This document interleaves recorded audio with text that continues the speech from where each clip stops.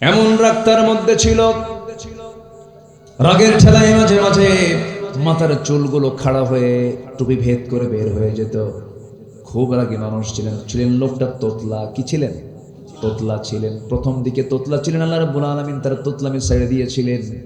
তিনি সুস্থ হয়েছিলেন, আল্লাহর কাছে চেয়েছিলেন, আল্লাহ তুমি আমার জিহ্বাকে সোজা করে দাও। রব্বিশ রাহলি সদরি ওয়া ইয়াসসিরলি আমরি। এরকম করে তিনি দোয়া করেছিলেন। যারা তোতলা হয় তারা রাগী হয়। এই লোকটা, এই নবী একটু অন্য নবী থেকে সচরাচর একটু ভিন্ন ছিলেন।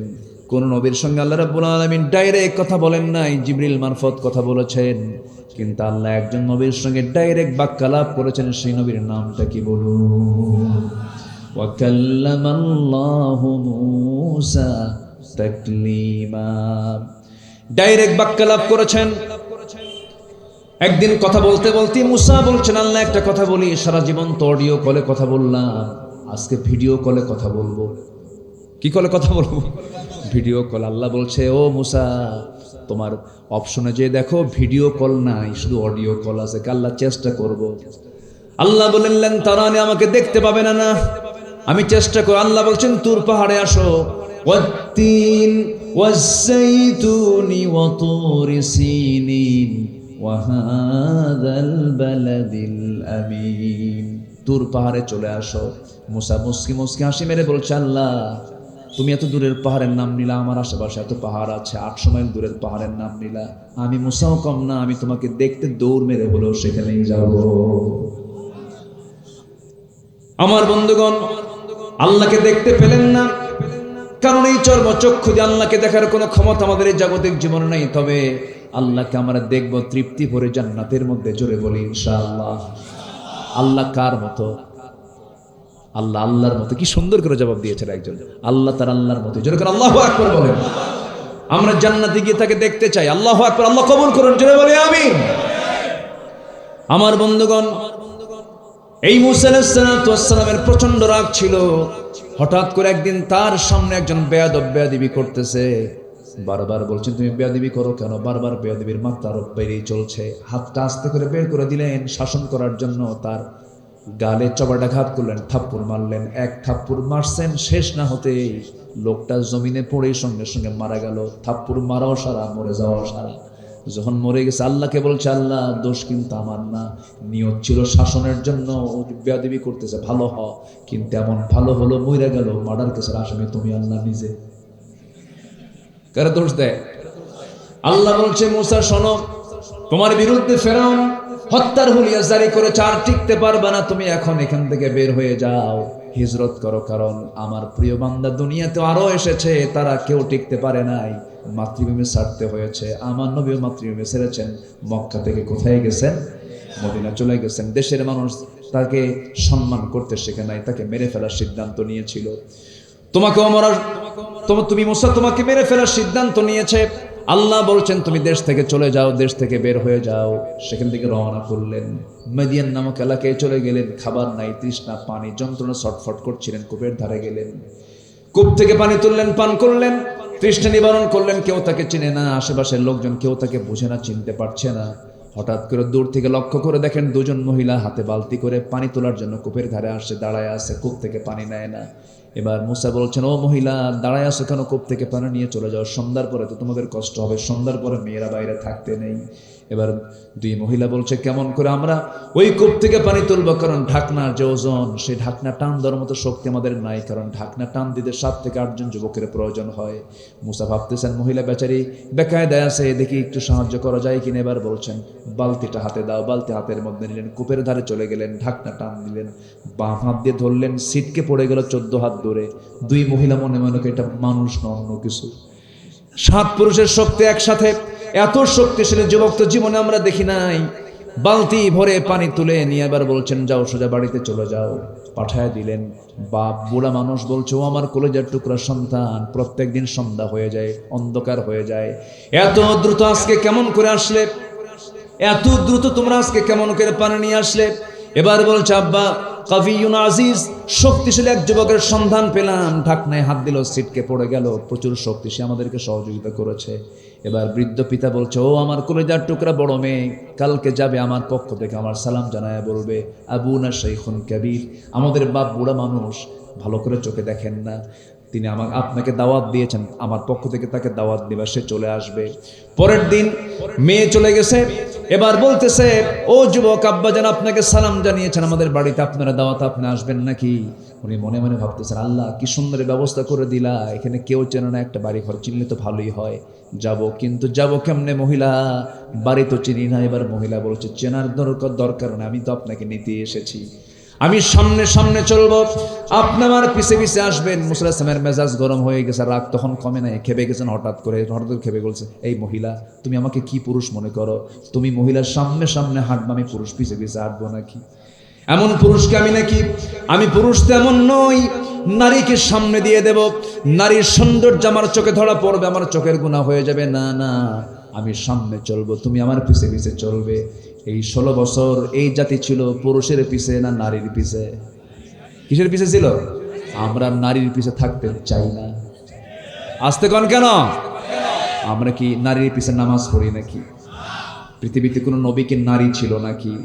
নেতৃত্বের জন্য পুরুষ না নারী? বলেন, নারী না পুরুষ?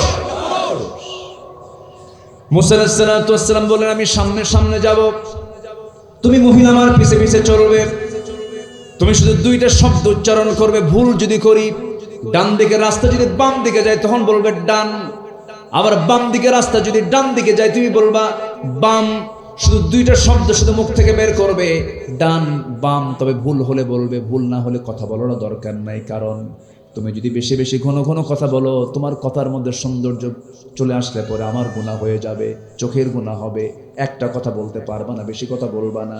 এবার মহিলা মনে মনে চিন্তা করে, গতকালকে দেখলাম শক্তিশালী যুবক, আজকে দেখি চরিত্রবান যুবক বটে, সে আমানতদার মনে করে, নারী জাতিকে সম্মান করে, মনে মনে পছন্দ। কি কথা কি বুঝতেছেন? কথা কি বুঝতেছেন আপনারা? মনে মনে পছন্দ হয়ে গেছে। কেন? চরিত্রবান যুবক, আমানতদার যুবক, চেয়ে থাকে না, পর্দার নিয়ম রক্ষা করে চলে, গায়ের শক্তি ভালো। এখনকার মেয়েরা কি এগুলো পছন্দ করে নাকি?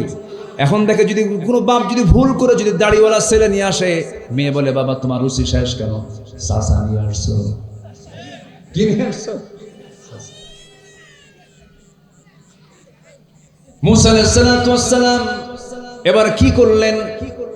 সোজা চলে গেছেন, মুরব্বীকে দেখে, বৃদ্ধ লোকটাকে দেখে সালাম বিনিময় করলেন, মুসাফা করলেন, মুআনাকা করলেন। হঠাৎ করেই বৃদ্ধ লোকটার মুখ থেকে বের হয়ে আসতেছে, হে যুবক, তোমার নাম তো মুসা।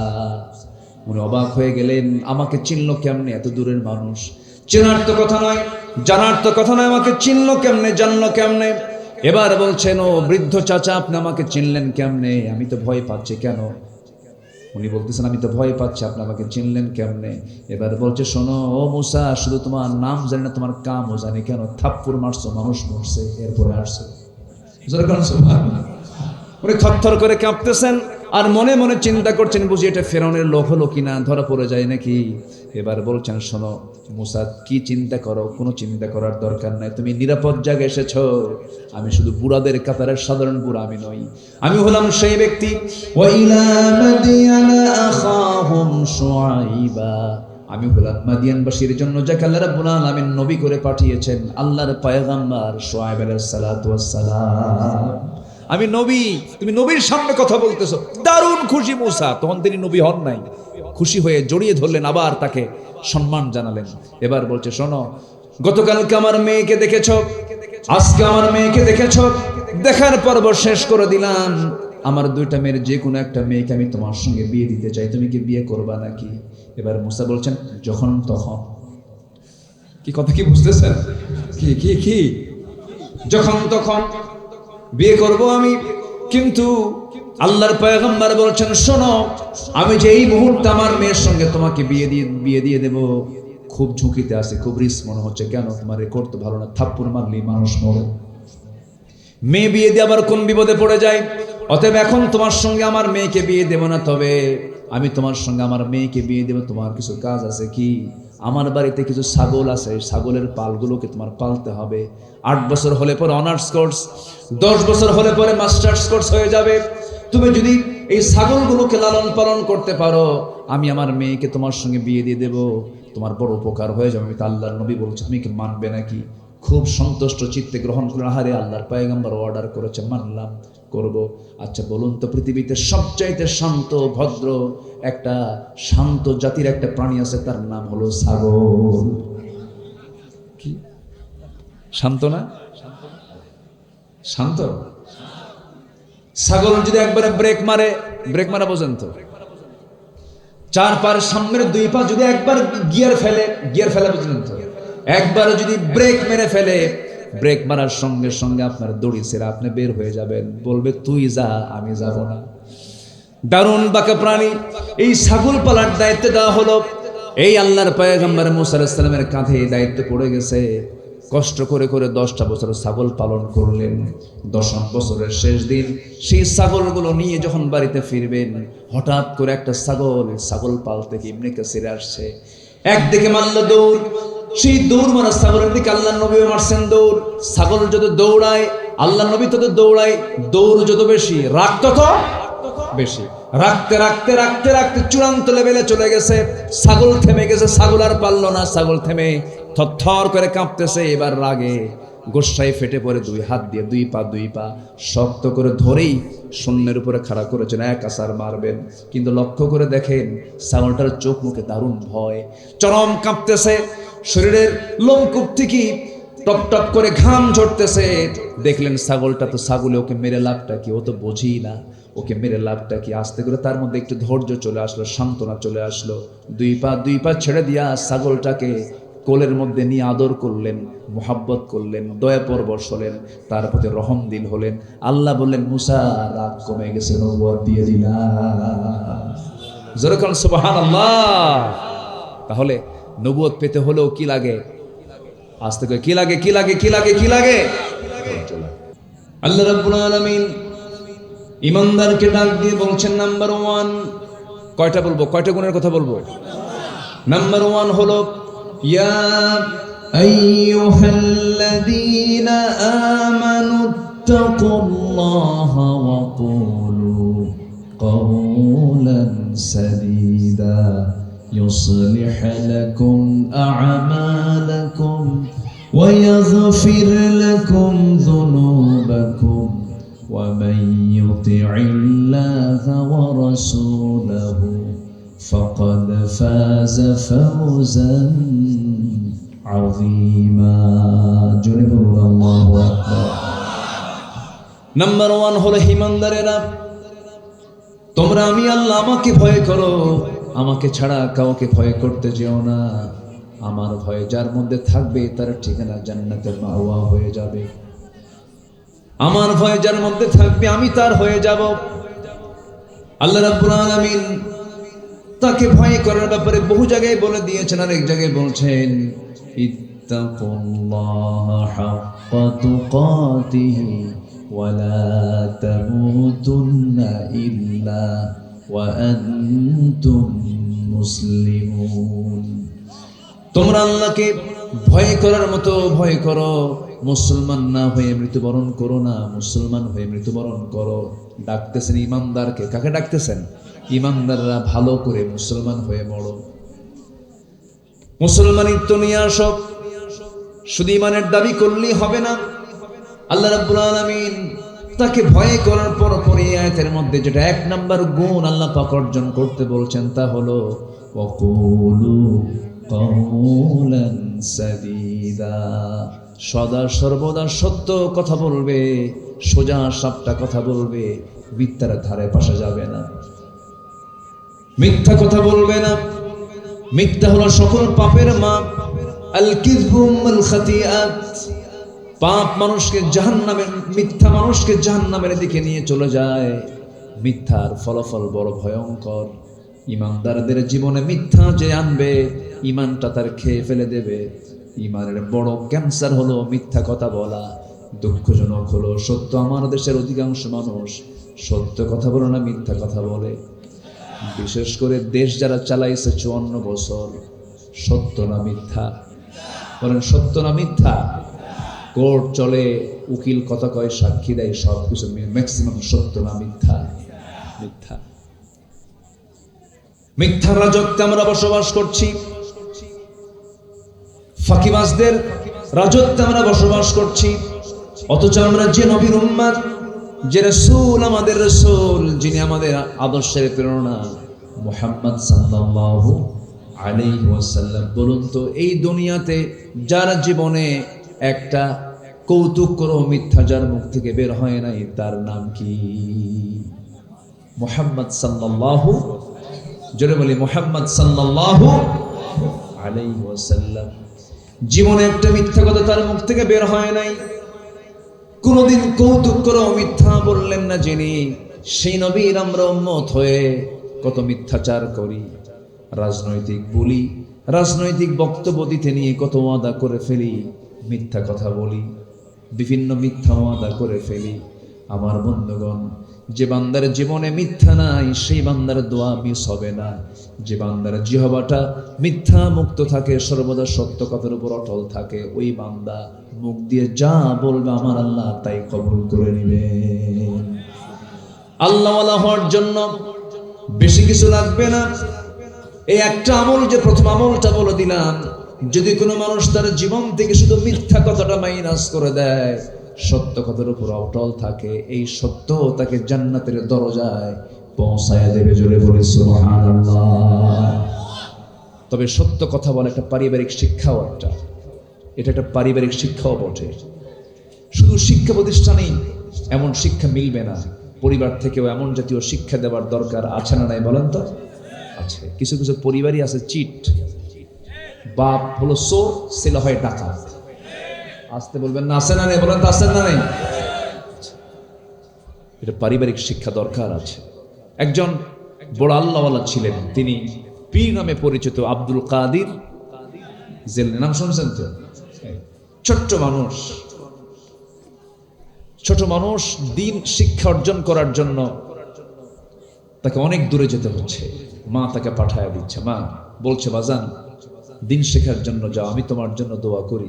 চোখের পানি ফেলে তার জন্য মা দোয়া করে দিলেন, এবং সাথে সাথে একটা নসিহা করলেন, আমার কলেজার টুকরা আব্দুল কাদের, দূর দেশে তোমাকে পাঠায় দিলাম জ্ঞান অর্জনের জন্য, দিন শেখার জন্য যাচ্ছ তুমি, আমি তোমার মা হয়ে একটা শুধু নসিহা করি, একটা শিক্ষা দেব। জীবনের যে প্রান্তেই থাকো না কেন বাবা, আমার কলেজার টুকরা সন্তান, কখনো মিথ্যা কথা বলবা না। যাও, চলে যাও বাবা। মা শিখালো কয়টা কথা? বলেন কয়টা কথা? একটা কথা। এই লোকটা উঠলো কেন?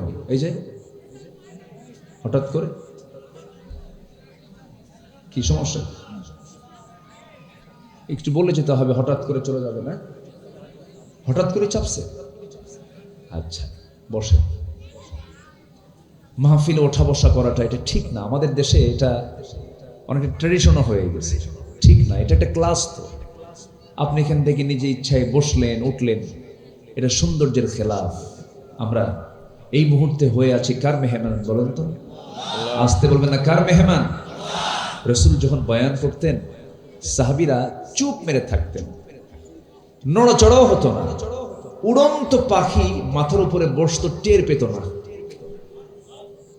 চুপচাপ থাকতেন তারা, এত নীরব থাকতেন তারা। শুধুমাত্র আদব, সম্মান।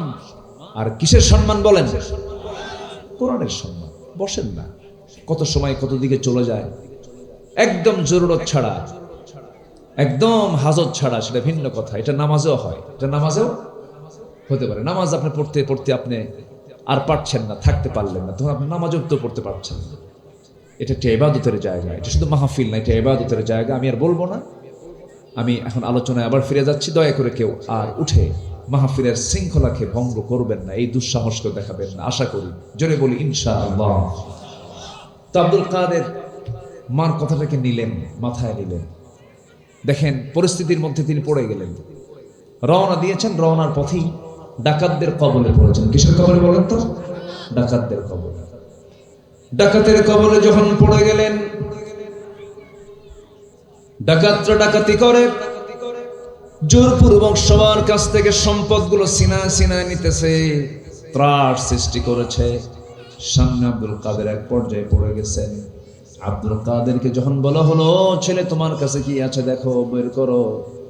পকেটে ছিল তার কিছু স্বর্ণ মুদ্রা, যা কিছু ছিল সব কিছু তার পকেট থেকে তার সামানগুলো সব বের করে তাদের সামনে রাখছে। সবাই বলে ফেললাম, ওই ছোট্ট শিশু, তোমাকে যা বললাম তাই তো তুমি শুনলে, যা তোমার কাছে ছিল সব ইচ্ছা করি বের করে দিলাম, আমরা জোর করলাম না। এর কারণটা কি? ছোট্ট ছেলে আব্দুল কাদের বলছে, আমার চাচাজি, তোমরা রাস্তায় আমাকে ধরে ফেলেছ, আমার মার উপদেশের কথা মনে হয়ে গেছে। মা বলেছেন, জীবনের যে প্রান্তেই থাকো না কেন, জীবনে কারোর সঙ্গে একটা মিথ্যা কথাও যেন তোমার মুখ থেকে না বের হয়। ডাকাতদের চিন্তার পরিবর্তন হয়ে গেল। ডাকাতরা মনে করল, হারে এই ছোট্ট বাচ্চা আমাদেরকে বড় একটা শিক্ষা দিয়ে দিল। ডাকাতি পথ ছেড়ে সবগুলো আব্দুল কাদের এই সুন্দর সততার দিকে তাকায়া চোখের পানি ফেলে সবগুলো ডাকাতির পথ ছেড়ে তারা আল্লাহর পথ ধরে গেল। যেরকম সুবহানাল্লাহ। সত্য কথা বলবেন, এটার ফলাফল খুবই মিষ্টি, একসময় পাবেন ফলাফল। সত্যের উপরে থাকবেন, টিকে থাকবেন। মিথ্যা দিয়ে রাজত্ব করবেন, দেশ চালাবেন, দিল্লি গিয়ে পালায় থাকবেন। ঠিক কিনা? আমরা কোথাও যাইনি, আমরা ছিলাম, আছি, থাকবো। আমাদের পালানোর জায়গা নাই, আমাদের আশ্রয়ের জায়গা একমাত্র আল্লাহ। আমাদের আশ্রয়ের জায়গা কে বলেন তো? কে কে? আমাদের লন্ডন লাগবে না, আমাদের দিল্লিও লাগবে না, আমরা বাংলাদেশেই থেকে যাব। জোরে বলি ইনশাআল্লাহ, আর জোরে বলি ইনশাআল্লাহ। কষ্ট পাচ্ছেন মনে হয়? আলোচনা চালাই। জি, খুব সুন্দর। এক নাম্বার কি? আমরা মিথ্যা কথা বলবো? মিথ্যা রাজনীতি এদেশে আছে না নাই? বলেন, মিথ্যা রাজনীতি আছে না নাই? মিথ্যার সঙ্গে আমরা নিজেকে জড়াবো না। মিথ্যা মানেই জাহান্নামে যেতে হবে। আল্লাহ রাব্বুল আলামিন মুমিনদের পাশাপাশি কিছু কিছু বান্দার পরিচয় তুলে ধরতে নিয়ে কিছু পরিভাষায় প্রয়োগ করেছেন। যেমন আল্লাহ পাক ফাসিক বলেছেন, আল্লাহ পাক জালিম বলেছেন, আল্লাহ পাক কাফের বলেছেন, আল্লাহ পাক মুনাফিক বলেছেন। এই সমস্ত বান্দাগুলো আমার মনে হয় বাংলাদেশে নাই। আসতে বলবেন না, ছেড়া নাই। মুনাফিক কারা, ফাসিক কারা, কাফের কারা, একটু শুনে নেন। আমরা কি এগুলো হব না ইমানদার হব? মিথ্যাবাদী না সত্যবাদী?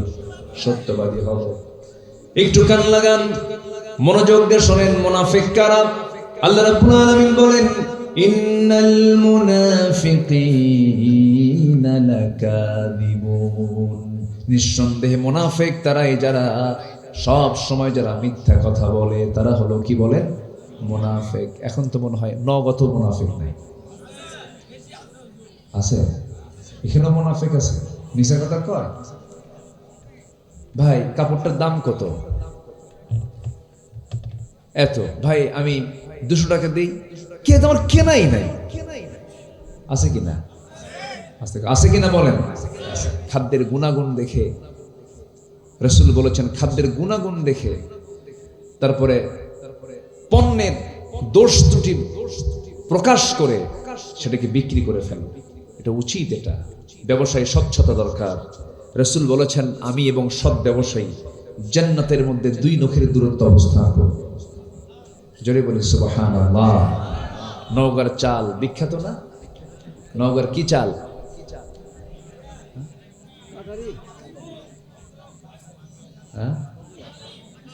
কাঠারি। হ্যাঁ। তারপরে গন্ধ চালকে কি বলে জানো? চিনিগুড়া। আতপ চাল, চিনিগুড়া ফেমাস। নওগাঁকে সবাই চেনে, বিখ্যাত। আপনাদের এই মহাদেবপুর, মহাদেবপুরই তো প্রচুর চাতাল, এই দিকে অনেক চাতাল, অনেক কিছু। কিন্তু এই কাটারি ভোগের মধ্যে কিছু সাটারি ঢুকায়। আছে কি না? আছে, আছে। আল্লাহ শাটারিং দেবে, প্যাঁচ লাগানো যাবে না। কি সমস্যা? কোথায়? না না, ছেড়ে দিতে হবে না। আপনারা জানতেন ও আজ শেষই হয়ে গেল, আপনারা আবার কি চালাবেন? আপনারা দেখেন তো কি করে। কি বসেন আপনারা, সব ভালো। আপনারা এই নামাজ পড়ছেন? এসে নামাজ পড়ছেন? এসে নামাজ একবারে কইছে হ্যাঁ, একবার কইছে না। এখন এখানে ওয়াজ করতেছে হলো সততা নিয়ে, সত্যবাদিতা নিয়ে। বললাম নামাজ পড়ছেন? হ্যাঁ। এই পড়ছেন এসে নামাজ? না। নামাজ পড়তে হবে। নামাজ পড়া কি বলেন? আরো জোরে, আরো জোরে, আরো জোরে। নামাজ মানুষকে খারাপ বানায় না ভালো বানায়? বলেন বলেন, কি বানায়? ভালো বানায়। আল্লাহ রাব্বুল আলামিন বলেন ইন্নাস সালাতা তানহা আনিল ফাহশাই ওয়াল মুনকার ওয়া লাযিকরুল্লাহি আকবার। নামাজ পড়বেন ভালো হয়ে যাবে, নামাজ পড়বেন মানসিকতা চেঞ্জ হয়ে যাবে, নামাজ পড়বেন মনটা ফ্রেশ থাকবে, নামাজ পড়বেন শয়তান আপনাকে ওয়াসওয়াসা দিতে পারবে না। প্রত্যেক রাত্রে ফজরের পূর্বে, ফজরের ঠিক আগ দিয়ে, আজান হয় নাই তার একটু আগ দিয়ে হলো শ্রেষ্ঠ সময়, তাহাজ্জুদের সময়। ঠিক ওই সময়ে প্রত্যেকটা বান্দার কাছে শয়তান এসে বসে, তার শিওরে, তার মাথার কাছে এসে বসে। প্রত্যেকটা রাত প্রত্যেকটা বান্দার কানে কানে একদম শিওরের কাছে এসে বসে। তিনটা গিট মারে। তিনটা কি মারে? গিট মারে। গিট মারা পর্যন্ত এলাকায় কি বলে? গিরা মারে। নওগাঁর ভাষা খুব মজার ভাষা। খাসিন এরকম আসেন, একটু টান মারে না? খুব সুন্দর, একটু টান মারেন আপনারা। ভাষার মধ্যে অনেক মজা আছে। আলহামদুলিল্লাহ বলেন। আবার আপনি যাবেন জবাই বিলের দিকে। জবাই বিল একটা এলাকা আছে সাপাহার পশ্চার দিকে, ওই দিকে আবার সালাম দিতে পারে, হুজুর আসসালামু আলাইকুম। এটা টান মারে। হ্যাঁ, এটা টান মেরে আরেকটা ভাষা সেখানে রয়ে গেছে। আবার আপনি নওগাঁর ওপারে দুপচাচিয়ার দিকে যাবেন, আরেকটা ভাষা পাবেন। আবার জয়পুরহাটে যাবেন, আরেকটা ভাষা পাবেন। চলে যাবেন রংপুরের দিকে, ওরা রংপুর বলে না, বলে অংপুর, হয় না। এই ভাষাগুলো কে দিয়েছেন বলেন তো? আসতে বলবেন না, কে দিয়েছেন? কে দিয়েছেন? আল্লাহ দিয়েছেন। খুব সুন্দর ভাষা আপনারা কথা বলেন। নামাজ মানুষকে ভালো বানায়। সবাই নামাজ পড়তে রাজি আছেন তো ইনশাআল্লাহ? কয় ওয়াক্ত নামাজ? 5 ওয়াক্ত নামাজ। 54 বছর হলো দেশের বয়স। এত সংসদ অধিবেশন চলে গেল, কত নেতারা মঞ্চে দাঁড়ায়া, ওই পার্লামেন্টে দাঁড়িয়ে কত আইন পাশ করলো। সুদের আইন পাশ করেছে, মদের আইন পাশ করেছে, জেনার আইন পাশ করেছে, অশ্লীল সিনেমার আইন পাশ করেছে, নামাজের আইন কেউ পাশ করে নাই। সব দেখা শেষ করেছি আমরা। আইয়ুবের শাসন, মুজিবের ভাষণ, জিয়া কেটেছেন খাল, চাচা এরশাদের তাল বেতাল, বাকি সময় হরতাল আর হরতাল। সব দেখা শেষ। আগামীর দেশ আমরা দেখতে চাই কোরআনের বাংলাদেশ। রাজি আছেন কারা কারা? হাত উঁচু করে দেখান মুসলমান।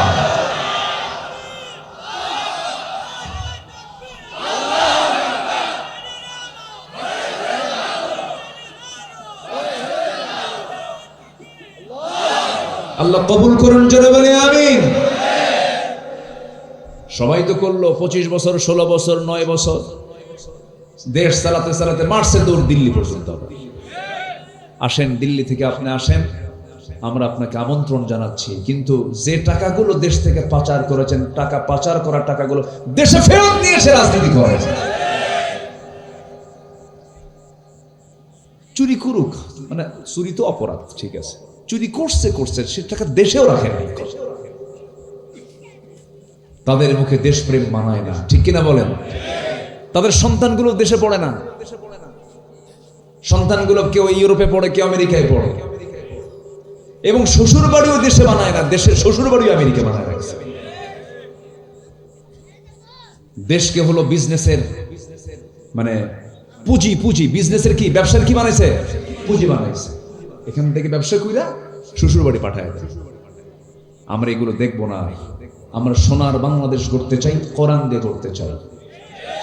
মুসলমান হয়ে যারা কোরআনের আইন, কোরআনের শাসন যার পছন্দ হয় না, নতুন করে মুসলমান হতে হবে। বাঁচবেন কয়দিন? টেকনিক করেন কেন? আল্লাহকে ফাঁকি দিতে চান? আল্লাহকে ফাঁকি দিলে আপনি ফাঁকিতে পড়ে যাবেন। মনে হয় কষ্ট দিয়ে ফেলতেছে আপনাদেরকে। কেউ রাগ করা যাবে না। রাগ করলে ভাববো যে আপনি ওই ওই কাতারে। কথা কি বোঝা গেল? রাগ করা যাবে না। তাহলে আমরা কি মিথ্যা কথা বলবো না সত্য কথা বলবো? 54 বছরও চলে গেল, নামাজের আইনটা কেউ আনতে পারলো না। আল্লাহ রাব্বুল আলামিন বলছেন, দেশ যারা শাসন করবে, দেশ যারা ক্ষমতা পাবে, হাতে যাদের পাওয়ার চলে আসবে, আমি আল্লাহ বলে দিচ্ছি 4টা বিধান তারা রাষ্ট্রে কার্যকর করবে। আমি আল্লাহ আসমান এবং জমিনের রহমতের বরকতের দরজা খুলে দেব। লা ফাতাহনা আলাইহিম বারাকাতিম মিনাস সামাই ওয়াল আরদ। 4টা বিধান আল্লাহ বলছেন, আল্লাযীনা ইম্মাক্কান্নাহুম ফিল আরদি আকামুস সালাহ ওয়া আতাবুস যাকাহ ওয়া আমারু বিল মা'রুফি ওয়া নাহাউ আনিল মুনকার ওয়ালিল্লাহি আকিবাতুল উমুর। জোরে বলুন আল্লাহু আকবার। রাষ্ট্র ক্ষমতা পাবে যারা, 4টা আইন জারি করবে তারা। নাম্বার 1 হলো, ক্ষমতা পেলেই তারা নামাজকে কায়েম করবে। নামাজ কায়েম মানে হলো প্রধানমন্ত্রীর পিছনে মন্ত্রী পরিষদ নামাজ পড়বে, সেনাবাহিনী প্রধানের পিছনে ব্রিগেডিয়াররা নামাজ পড়বে, মেজররা নামাজ পড়বেন,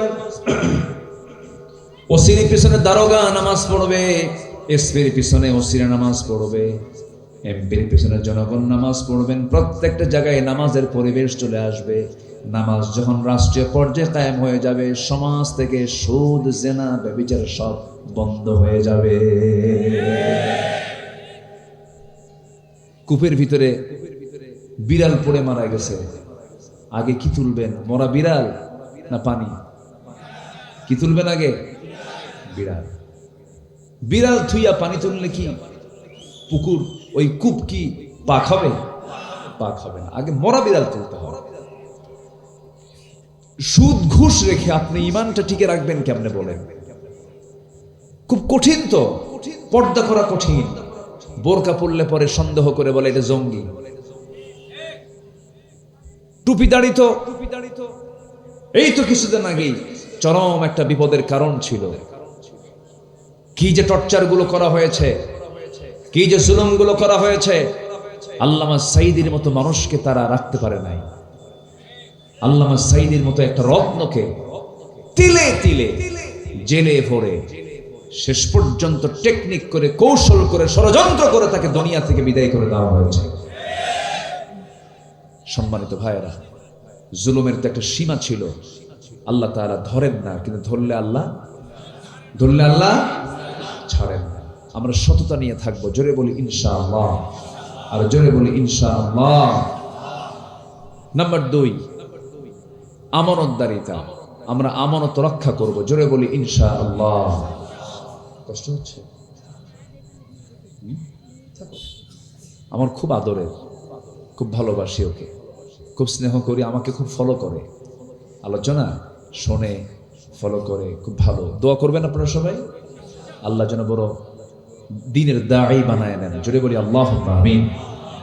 সম্মানিত ভাইয়েরা, আমানতদারিতা এটা একটা বিশাল গুণ। রাষ্ট্র একটা আমানত। রাষ্ট্র একটা কি বলেন তো? আমানত। যিনি রাষ্ট্রপ্রধান হন তার কাছে কি এটা আমানত না? আমানত। একজন খলিফা ছিলেন, 2 নম্বর খলিফা। 2 নম্বর খলিফার নামটা বলেন তো, এটা জোরে বলেন তো। কি নাম? ওমর। বহুদিন আগে এক মাহফিলে বললাম, ওমরে ফারুককে চিনেন কে? সামনে থেকে এক ছেলে দাঁড়ায় বলে, হুজুর আমি চিনি। কে? আমাদের বাড়ির দোতলায় ভাড়া থাকে। এই ওমর কিন্তু সেই ওমর না। এই ওমর হচ্ছে সেই ওমর যে ওমর রাসূলকে মারতে গিয়ে তরবারি রাসূলের পায়ের কাছে রেখে কালিমা পড়ে মুসলমান হয়েছিলেন। শুধু পরাজিত হয়েছিলেন কোরআনের কাছে। যেরকম সুবহানাল্লাহ, সুবহানাল্লাহ বলতেছে, কোরআন আমাকে আমার পথ থেকে সরিয়ে দিয়ে আমাকে নতুন পথের সন্ধান দিতে বাধ্য করেছে। ইয়া রাসূলুল্লাহ, যেটা বলে আল্লাহু আকবার। সেই ওমর কালেমাওয়ালা হয়ে গেলেন। কি শাসক তিনি হলেন! কি পরিমাণ আমানতদার শাসক তিনি ছিলেন! যেদিন তিনি ক্ষমতা পেয়েছেন সেই দিন থেকে নিয়ে মৃত্যুর দিন পর্যন্ত একটা রাত তিনি আরামে নিজের পিঠটাকে বিছানায় রাখতে দিতে পারেন নাই। ঘুমাতে পারেন নাই, জনগণকে দেখার জন্য সর্বক্ষণ ব্যাকুল থাকতেন, সর্বক্ষণ তিনি পেরেশান থাকতেন।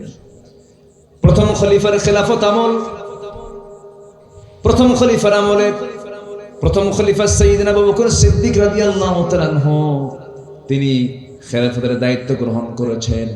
তার এক প্রতিবেশী ছিল, সেই প্রতিবেশীর বাড়িতে তিনি প্রত্যেক দিন যেতেন। প্রতিবেশীর কেউ ছিল না, স্বামী ছিল না, ছেলে মেয়ে কেউ ছিল না, বুড়ি মানুষ, বয়স্ক মানুষ, চোখে দেখেন না।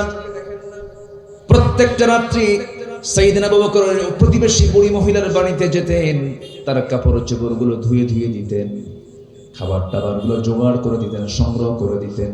প্রত্যেকটা রাতে তার এই ডিউটি ছিল। যখন তিনি খিলাফতের দায়িত্ব পেলেন, মহিলা কান্দে আর মনে মনে চিন্তা করে, আমার আবু বকর তো দায়িত্ব পেয়ে গেল, বুঝে আমার খেদমত আর করা হবে না।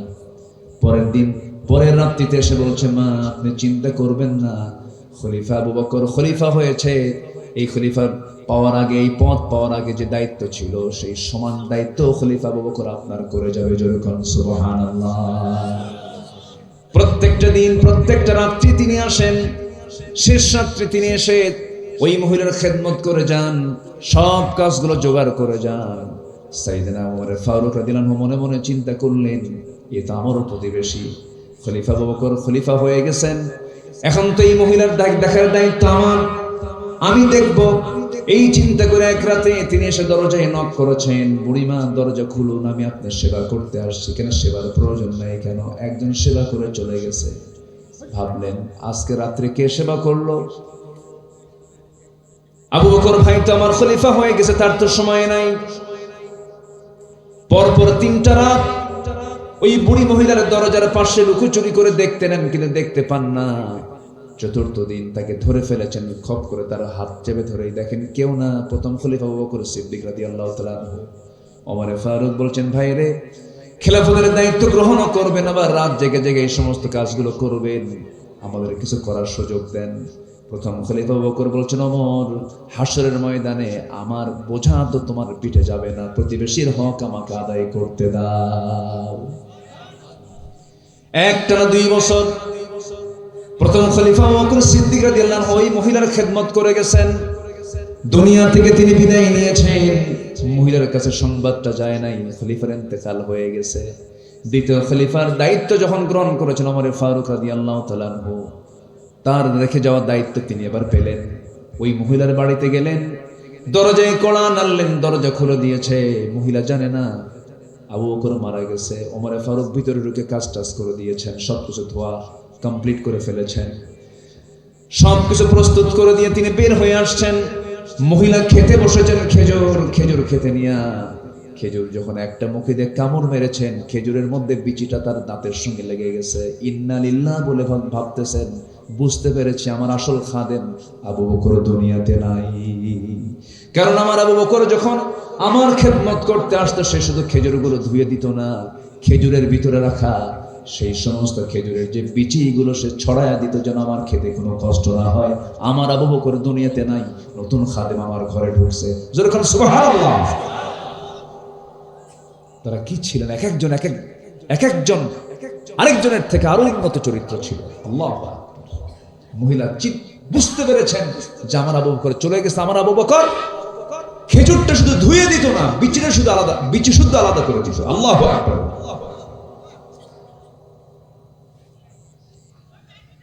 একদিন রাতের আধারে সাইয়েদনা আবু বকর সিদ্দিক রাদিয়াল্লাহু তাআলা আনহু খালি পায়ে হাঁটতেছেন, পাথরওয়ালা রাস্তা, খালি পায়ে হেঁটে হেঁটে যাচ্ছিলেন। এমন সময় ওমর ফারুক তাকে দেখে ফেলে বলছেন, আবু বকর সিদ্দিক রাদিয়াল্লাহু আনহু খলিফাতুল মুসলিমিন, আপনি খালি পায়ে হাঁটতেছেন, পাথরের চোকা পাথরের আঘাতে আপনার পা ফেটে যাবে, রক্তাক্ত হয়ে যাবেন, জুতো পায়ে কেন হাঁটছেন না আপনি? এই গভীর রাত্রিতে চোখে দেখতেছেন না, পা তো ক্ষতিগ্রস্ত হয়ে যাবে। তিনি বলছেন, ওমর, আমি জুতা পায়ে হাঁটবো কেমনে? জুতার তলার সাথে পাথরের একটা আঘাত লাগবে, একটা বড় আওয়াজ সৃষ্টি হয়ে যাবে। সে আওয়াজে যদি এই গভীর রাতে যদি আমার জনগণের ঘুমের যদি কোনো ব্যাঘাত হয়ে যায়, কিয়ামতের দিন আমি আবু বকর আমাকে আসামির কাঠগড়ায় দাঁড়িয়ে তারা জবাবদিহি করা লাগবে। আল্লাহু আকবার বলবেন না? এই জন্য আমি খালি পায়ে হাঁটতেছি, আমার জনগণের যেন ঘুমের ব্যাঘাত না হয়। আর নেতা আসবেন, ঢাকা থেকে নওগাঁ, 3 ঘন্টা হাইওয়ে বন্ধ, নেতার গাড়ির সামনে 50 পিছনে 50টা গাড়ি, আর ওমরে ফারুক অর্ধ দুনিয়ার শাসনকর্তা, কেউ নাই, সামনেও নাই, পিছনেও নাই, একা ছোট্ট একটা ছড়ি নিয়ে গোটা রাজত্ব করেছেন, কাউকে লাগে নাই। আল্লাহু আকবার বলেন। দিলে ছিল কার ভয়? কার ভয় ছিল? আল্লাহর ভয়। একজন খাদেমকে সাথে নিয়ে তিনি উঠে চড়ে বের হয়েছেন, চলে গেছেন তিনি জেরুজালেমের উদ্দেশ্যে। তো সেই সময় একবার ওই খাদেম রশি টেনে তাকে নিয়ে যাচ্ছে। কিছুক্ষণ পর ওমরে ফারুক বলছেন, এই খাদেমি, তুমি তোমার রশি ছাড়ো, আমি উঠ থেকে নামলাম। কেন? তুমি শুধু রশি টানবা, আমি রশি টানবো না? আমিরুল মুমিনিন, আপনি কি বলেন? এটা কি সম্ভব? আমি উঠে চড়বো আর আপনি লাগাম টানবেন, এটা কি হয়? তিনি বলছেন, তুমি আল্লাহর গোলাম, আমিও আল্লাহর গোলাম, আমাকেও চলতে হবে, তোমাকেও চলতে হবে। কিয়ামতের দিন কি জবাব দেব? একবার আমাকে টানতে দাও, তুমি একবার টানো, দুজন সমান করে যায়। আল্লাহু আকবার বলা যাবে না ভাই? গন্তব্যে পৌঁছে গেছেন। যে রাষ্ট্রের মেহমান হয়ে গেছেন তারা তাকে অভিবাদন জানাচ্ছে। ওই সময় আল্লাহর কি কাম, উটের পিঠে যে চড়ে আছে ওটাই হলো খাদেম, আর লাগাম যে ধরে আছে ওটা হচ্ছে ওমর। কারণ সবাই সেলুট জানাচ্ছে, সবাই ওয়েলকাম জানাচ্ছে হলো ওই খাদেমকে। খাদেমকে আমি না, ও যে ওমর, ও যে রশি ধরে আছে। সুবহানাল্লাহ বলবেন না? কি ছিল তাদের সোনালী জীবন। রাষ্ট্রের পক্ষ থেকে মধু পেয়েছেন। কি পেয়েছেন বলেন তো? মধু। মধু, 1 বোতল মধু। 1 বোতল মধু নিয়ে বাড়িতে চলে আসলেন। বউটাকে ডাক দিয়ে বলেছেন, বউ আমার, জান্নাতের খাবার, জান্নাতের শরাব, জান্নাতের খাবার, এই মধু তোমার জন্য নিয়ে আসছে রাষ্ট্রের পক্ষ থেকে। একা নিতে পারবো না, 5টা ভাগ করতে হবে, প্রতিবেশী সহ খেতে হবে। ভাগ করো, 5 ভাগ করো, 1 ভাগ আমাদের, বাকি ভাগ প্রতিবেশী। স্ত্রী হাতে মধুর বোতল দিয়ে যখন বলেন ভাগ করো, ভাগ করতে শুরু করেছেন, তৎক্ষণাৎ বউটাকে আস্তে করে ডাক দিয়ে বলছেন, বউ আমার, রাগ করো না, তো আমি তোমাকে ভাগ করতে দেবো না, দাও বোতলটা দাও। বোতলটা নিয়ে চলে গেলেন প্রতিবেশীর ঘরে। প্রতিবেশীর ঘরে গিয়ে বলছেন, প্রতিবেশী, এই যে বোতল দিলাম মধুর, সমান 5টা ভাগে ভাগ করে আমাকে 1টা ভাগ দিয়ে বাকি 4 ভাগ তোমরা সমানভাবে নিয়ে নিবা। সেই মধুর যে অংশের 5 ভাগের 1 ভাগ অংশটুকু নিয়ে সেই বোতল, সেই মধুটা নিয়ে এবার স্ত্রীর সামনে চলে আসছেন। বলুন তো, কোন স্বামী যদি স্ত্রীর সামনে থেকে যদি এরকম করে মধুর বোতল ভাগের দায়িত্ব দেওয়ার পরও যদি আবার নিয়ে নেয়, কি মন কি একটু খারাপ হতে পারে নাকি? হ্যাঁ, লাগতে পারে না? আপনাদের বউরা মনে হয় সবাই রাবিয়া বসছে মনে হয়, ভাবসাব তো খুব ভালোই মনে হচ্ছে। লাগতে পারে। 27 বছরের সংসার, তুমি আমারে চিনলে না, কি ঠিক কিনা? 39 বছরের সংসার করে তুমি আমার এখনো সন্দেহ করো? আমি বাপের বাড়ি চলে গেলাম, কি আছে কিনা। কিন্তু সাইয়েদনা ওমর ফারুকের বউ তার আমার আপনার বউয়ের মতো না। তাদের মানসিকতা খুব উন্নত ছিল। একটু মন খারাপ হয়েছে, কিছু বললেন না, চুপচাপ ছিলেন। ওমর ফারুক রাদিয়াল্লাহু তাআলা আস্তে করে চলে আসলেন, এসে বলছেন, আমার স্ত্রী, মন খারাপ করো না, আমি তোমাকে দারুণ মহব্বত করি, তোমাকে সম্মান করি। আমি রাষ্ট্র চালাই, তুমি আমার পরিবার চালাও। তুমি যদি আমার পরিবার চালাতে ব্যর্থ হতে, আমি রাষ্ট্র চালাতেও ব্যর্থ হয়ে যেতাম। তুমি আমার পরিবারকে তুমি সামলাও, অনেক বড় তুমি খেদমত করো, আমি চিরকৃতজ্ঞ তোমার কাছে। কিন্তু তুমি আমাকে সন্দেহ করো না, আল্লাহর কসম, আমি তোমাকে সন্দেহ করে তোমার হাত থেকে মধুর বোতলটা নেই নাই। মধুর বোতলটা নেওয়ার হেতু হলো, মধুর বোতলটা নেওয়ার কারণ হলো, মধুর বোতল আমি এই জন্য নিয়েছি, আমি তোমাকে ভাগের জন্য করতে দেই নাই। তুমি সমান ভাগই ভাগ করবে, কিন্তু যে মধুটা ভাগ করতে যাবে অন্তত সমান হলেও কিছু মধু তো তার হাতে লেগে যাবে, তোমার হাতে লেগে যাবে। এটা 1 ফোঁটা হোক, 2 ফোঁটা হোক, এই যে 1 ফোঁটা 2 ফোঁটা মধু আমাদের ভাগে বেশি আসবে, এটা আমি চাই নাই মনে করে মধুভাগের দায়িত্ব আমরা অন্যের কাঁধে চাপায়া দিয়েছি। সুবহানাল্লাহ বলা যাবে না? এগুলোর নাম আমানত। এগুলোর নাম কি বলেন? আমানত। ওমর ফারুক রাদিয়াল্লাহু তাআলা আনহু কোন এক রাতের আধারে সাইয়েদনা আলীকে সাথে নিয়ে প্রত্যন্ত অঞ্চলে চলে গেলেন। গ্রামীণ জীবনের একদম রুট লেভেলে চলে গেছেন। প্রত্যন্ত চলে গিয়ে দেখেন ছোট্ট একটা কুঠির ঘরের মধ্যে একজন বুড়িমা বসে আছে। বুড়িমাকে ডাক দিয়ে বলছেন, বুড়িমা কেমন আছেন? ভালো, তবে খুব ভালো না। কেন? ওমর লোকটা ভালো না। কে ভালো না কয়? কার সামনে কয়? খলিফার সামনে বলে। আমি কি আলোচনা করবো ভাই? আচ্ছা, কেন ভালো না? কি হয়েছে? কি সে তো আমাকে দেখতেই আসে না, সে আমাকে দেখতেই আসে না। কিন্তু সামনে কে কে কে দাঁড়ায় আছে? কে দাঁড়ায় আছে? সাইয়েদনা ওমর ফারুক বললেন, মা ওমর দেখতে আসবে কেমনে? কারণ ওমর যে আপনাকে দেখতে আসবে সেই মদিনা থেকে আপনার বাড়িটা বহু দূর, প্রত্যন্ত অঞ্চল, এত দূর কি আসা যায় নাকি? ওমর তো এই জন্য আসতে পারে না। নিজের পরিচয় গোপন করলেন। মহিলার চোখ লাল হয়ে গেছে। মহিলা খেপে গিয়ে বলছে, যে লোক দায়িত্ব পালন করতে পারবে না, যে লোক আসতে পারবে না, সে ওমরের দায়িত্ব গ্রহণ করার কি দরকার ছিল? কি কথা কি বুঝতেছেন? বুড়িও কম।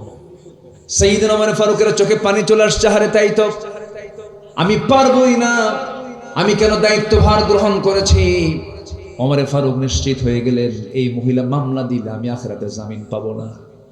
এবার মহিলাকে লক্ষ্য করে বলছেন, মহিলা দেখুন তো ওমর ফারুককে মাফ করা যায় নাকি? কেমন আপনি মাফ করবেন বলেন? কেন মাফ করা হবে না? আপনাকে কিছু যদি দিয়ে যাওয়া হয় ওমরকে মাফ করবেন নাকি? কিছু দিয়ে যায়, কিছু টাকা পয়সা দিয়ে যায়। কত দিবা? 25 দিরহাম, 25 দিনার দেব। খুব খুশি মহিলা। 25 দিনার তার হাতে দেওয়া হলো। এমন সময় সাইয়েদনা ওমর ফারুক হঠাৎ করে ডাক দিচ্ছে, আলী এইদিকে আসো। সাইয়েদনা আলী জবাব দিচ্ছেন, আমিরুল মুমিনিন ওমর ফারুক আসতেছি। এই কথাটা ওই মহিলার কানে চলে গেছে, জিহ্বায় কামড় মারছে, এটি তো ওমর। আমি কার সামনে কি করলাম? ভয় পাচ্ছেন মহিলা, হারে এত বড় বেয়াদবি হয়ে গেল, কার সামনে কথা বললাম, আমি তো চিনতে পারি নাই। এবার ওমর ফারুক বলছেন, মা আমি আপনাকে অভয় দিচ্ছি, আপনি কোনো ভয় করবেন না। আপনি যে আমার কাছ থেকে যে বিনিময় গ্রহণ করেছেন, এই বিনিময়টা আমি লিখিত করতে চাই, দলিল করতে চাই। আপনি আমার এই কাপড়ে লিখে দেন। নিজের জামাটা ছিঁড়ে ফেললেন, নিজের জামায় তিনি লিখে নিলেন, 25 দিনারের বিনিময়ে সমস্ত অভিযোগ আমি উড্র করলাম, ওমর ফারুককে ছেড়ে দিলাম, অব্যাহতি দিয়ে দিলাম। এই চিঠিখানা নিয়ে বাড়িতে এসে বউটাকে ডাক দিয়ে বলছেন, তোমার সন্তানদেরকে ওসিয়ত করবা, জানায় দিবা, এবং তুমিও জেনে রাখো, আমার যদি ইন্তেকাল হয়ে যায়, যেদিন মরে যাব, এই চিঠিখানা আমার কাফনের কাপড়ের সঙ্গে লাগায় দিবা। কিয়ামতের দিন হাসরের ময়দানে আমি আল্লাহকে সামনে দাঁড় করায়া, আমি আল্লাহর সামনে দাঁড় হয়ে আমি আল্লাহকে বলবো, আল্লাহ এই যে চিঠি, জনগণ আমার বিরুদ্ধে কোনো অভিযোগ দেয় নাই, আল্লাহ তুমি আমাকে আজকে মাফ করে দাও। যেরকম সুবহানাল্লাহ। রাষ্ট্র ক্ষমতা হলো আমানত। রাষ্ট্র ক্ষমতা কি বলে? আমানত। রাতের আধারে তিনি মদিনার অলিগলি ঘুরে বেড়াচ্ছেন। হঠাৎ করে এক বাচ্চার কান্না। ওমর ফারুক খেপে গেলেন, রেগে গেলেন। বাড়ির সামনে গিয়ে বলছেন, কোন মহিলা, কোন মা যে তার সন্তানকে এত রাতে কাঁদায়? কোন মহিলা? ওমর ফারুকের আওয়াজটা ছোট না বড় ছিল? বড় ছিল, সাহসী ছিল, রাগী ছিলেন। মহিলা ভিতর থেকে আওয়াজ দিচ্ছে, সন্তানের আওয়াজ আমি কেমনে বন্ধ করব? সন্তানের আওয়াজ তো আমি বন্ধ করতে পারছি না, কারণ আমি সন্তানকে দুধ পান করাবো কেমনে? দুধ পান করাতেও পারছি না, দুগ্ধ পোষ্য ভাতা তো খলিফা ওমর ফারুক দেয় না। আমি সন্তানকে দুধ পান করাতে পারছি না, সেই জন্য ওমর ফারুক কেঁদে ফেললেন, আহারে আমার দোষেই সন্তান কাঁদে, আল্লাহ তুমি আমারে মাফ করে দাও। ফোরাতের তীরে একটা কুকুর যদি অনাহারে মারা যায়, ইরাকের রাস্তা খারাপের কারণে যদি গর্তের মধ্যে উটের পা পড়ে, যদি উটের পাটা ভেঙে যায়, কুকুর কেন মারা গেল এবং উটের পা কেন ভাঙলো? কিয়ামতের দিন আমি ওমর তার জন্য আসামির কাঠগড়ায় দাঁড়িয়ে আল্লাহর সামনে জবাব দিতে হবে। কত বড় আমানতদারি তার চিন্তা তাদের মধ্যে ছিল। আল্লাহ রাব্বুল আলামিন সুন্দর করে বলছেন, ইন্নাল্লাহা ইয়া'মুরুকুম আন তু'আদ্দুল আমানাতি ইলা আহলিহা ওয়া ইযা হাকামতুম বাইনান নাসি আন তাহকুমু বিল আদল ইন্নাল্লাহা নি'ম্মা ইয়া'ইযুকুম বিহি। জোরে বলুন আল্লাহু আকবার। আল্লাহ অর্ডার করেছেন, তোমরা কি করো? আমানতটাকে পরিপূর্ণ রূপে আদায় করো, আমানতের খেয়ানত করো না। সাইয়েদনা ওমর ফারুক রাদিয়াল্লাহু তাআলা আনহু ডুকরে ডুকরে কাঁদতেন। আমার রাসূলকে খুব মহব্বত করতেন তিনি। যে রাসূলকে মারার জন্য যায়, সে রাসূলকে জীবন দেওয়ার জন্য প্রস্তুত আবার হয়ে যায়। জোরে কান সুবহানাল্লাহ। রাসূলকে তিনি অত্যাধিক ভালোবাসতেন। এই যে মাসখানেক হয়েছে মক্কা মদিনায় গিয়েছিলাম, একটা আয়াত দেখে আমি চোখের পানি আটকাতে পারি নাই। আমার নবীর কবরের পাশেই শুয়ে আছেন দুজন সাহাবী, একজন আছেন আবু বকর, আরেকজন হচ্ছে ওমর ফারুক রাদিয়াল্লাহু তাআলা আনহু। এই দুইজন সাহাবীর কবরের উপরে একটা আয়াত আল্লাহ পাক তাদের সামনে দিয়েছিলেন। সে আয়াতটা সেখানে সুন্দর করে আয়াতটা লেখা আছে, ইয়া আইয়ুহাল্লাযীনা আমানু লা তারফাউ আসওয়াতাকুম ফাওকা সাওতিন নবী। কোন একদিনে আমার নবীজি বয়ান করছিলেন, সাহাবীরা সামনে বসা, দুজন সাহাবী সাইয়েদনা আবু বকর এবং ওমর রাদিয়াল্লাহু আনহু কোন একটা বিষয় নিয়ে তাদের মধ্যে বাকবিতণ্ডা বেজে যায়। দুজন কথা বলতে বলতে তাদের আওয়াজটা নবীর আওয়াজের চাইতে বড় হয়ে যায়। আমার নবীজির মনোকষ্ট হচ্ছিল, হারে আমার কথা ঢেকে যাচ্ছে আর সাহাবীদের কথার আওয়াজটা বড় হয়ে যাচ্ছে। রাসূল কষ্ট পাচ্ছিলেন। সঙ্গে সঙ্গে আয়াত নাযিল হলো, তোমরা নবীর কথার চাইতে তোমাদের কথার আওয়াজকে বড় করো না। যদি এমনটা হয়ে যায়, বেয়াদবি যদি হয়ে যায়, আনতাহবাতা আমালুকুম, তোমাদের সমস্ত আমলগুলোকে কাট করে দেওয়া হবে। সেই দিন থেকে নিয়ে রাসূলের মৃত্যুর দিন পর্যন্ত সাইয়েদনা ওমর ফারুক কোনোদিন জোর গলায় নবীর সামনে কথা বলার সাহস পান নাই। এত আস্তে আস্তে বলতেন কথা, একবার বললে রাসূল শুনতেন না। ওমর তুমি কি বললা আবার বলো, মানে এত আস্তে বলতেন যেন রাসূল যেন আবার যেন মন খারাপ না করেন। এত আস্তে আস্তে বলতেন, আমার নবী আবার শুনতে হতো, ওমর তুমি একটু জোরে বলো, ভয় পাচ্ছ কেন, আবার বলো। হুজুর জোরে বলতে ভয় পাই, না জানি কখন আয়াত নাজিল হয়। আমার বন্ধুগণ, শ্রী সাইয়েদনা ওমর ফারুক রাদিয়াল্লাহু আনহু এত বড় পছন্দের বান্দা আল্লাহর ছিলেন, এই লোকটাও মাঝে মাঝে হতাশ হয়ে যেতেন। একদিন কাঁদতে কাঁদতে এক সাহাবীর কাছে চলে গেলেন, যে সাহাবীর কাছে আমার রাসূল মুনাফিকদের তালিকা রেখে দিয়েছেন। তার কাছে গিয়ে বলছে, ভাই হুযায়ফা শোনো, একটা কথা বলবো, তুমি আমাকে একটু উপকার করবে। কি উপকার? দেখো তো রাসূল যে মুনাফিকদের তালিকা তোমার হাতে দিয়েছেন, দেখো তো ওই তালিকার ভিতরে আমি ওমর আমার নামটা আছে নাকি। আল্লাহু আকবার। নিজেকে নিয়ে কত পেরেশান ছিলেন তারা, নিজেকে নিয়ে তারা কত অস্থির ছিলেন, আল্লাহর নৈকট্য হাসিলের জন্য কত চেষ্টা করেছেন। আমার বন্ধুগণ, আমার আপনার জীবনের টার্গেট হলো আল্লাহর জান্নাত আমরা লাভ করতে চাই, জান্নাতটা পেতে চাই। এই জন্য 15টা গুণ অর্জন করব আমরা।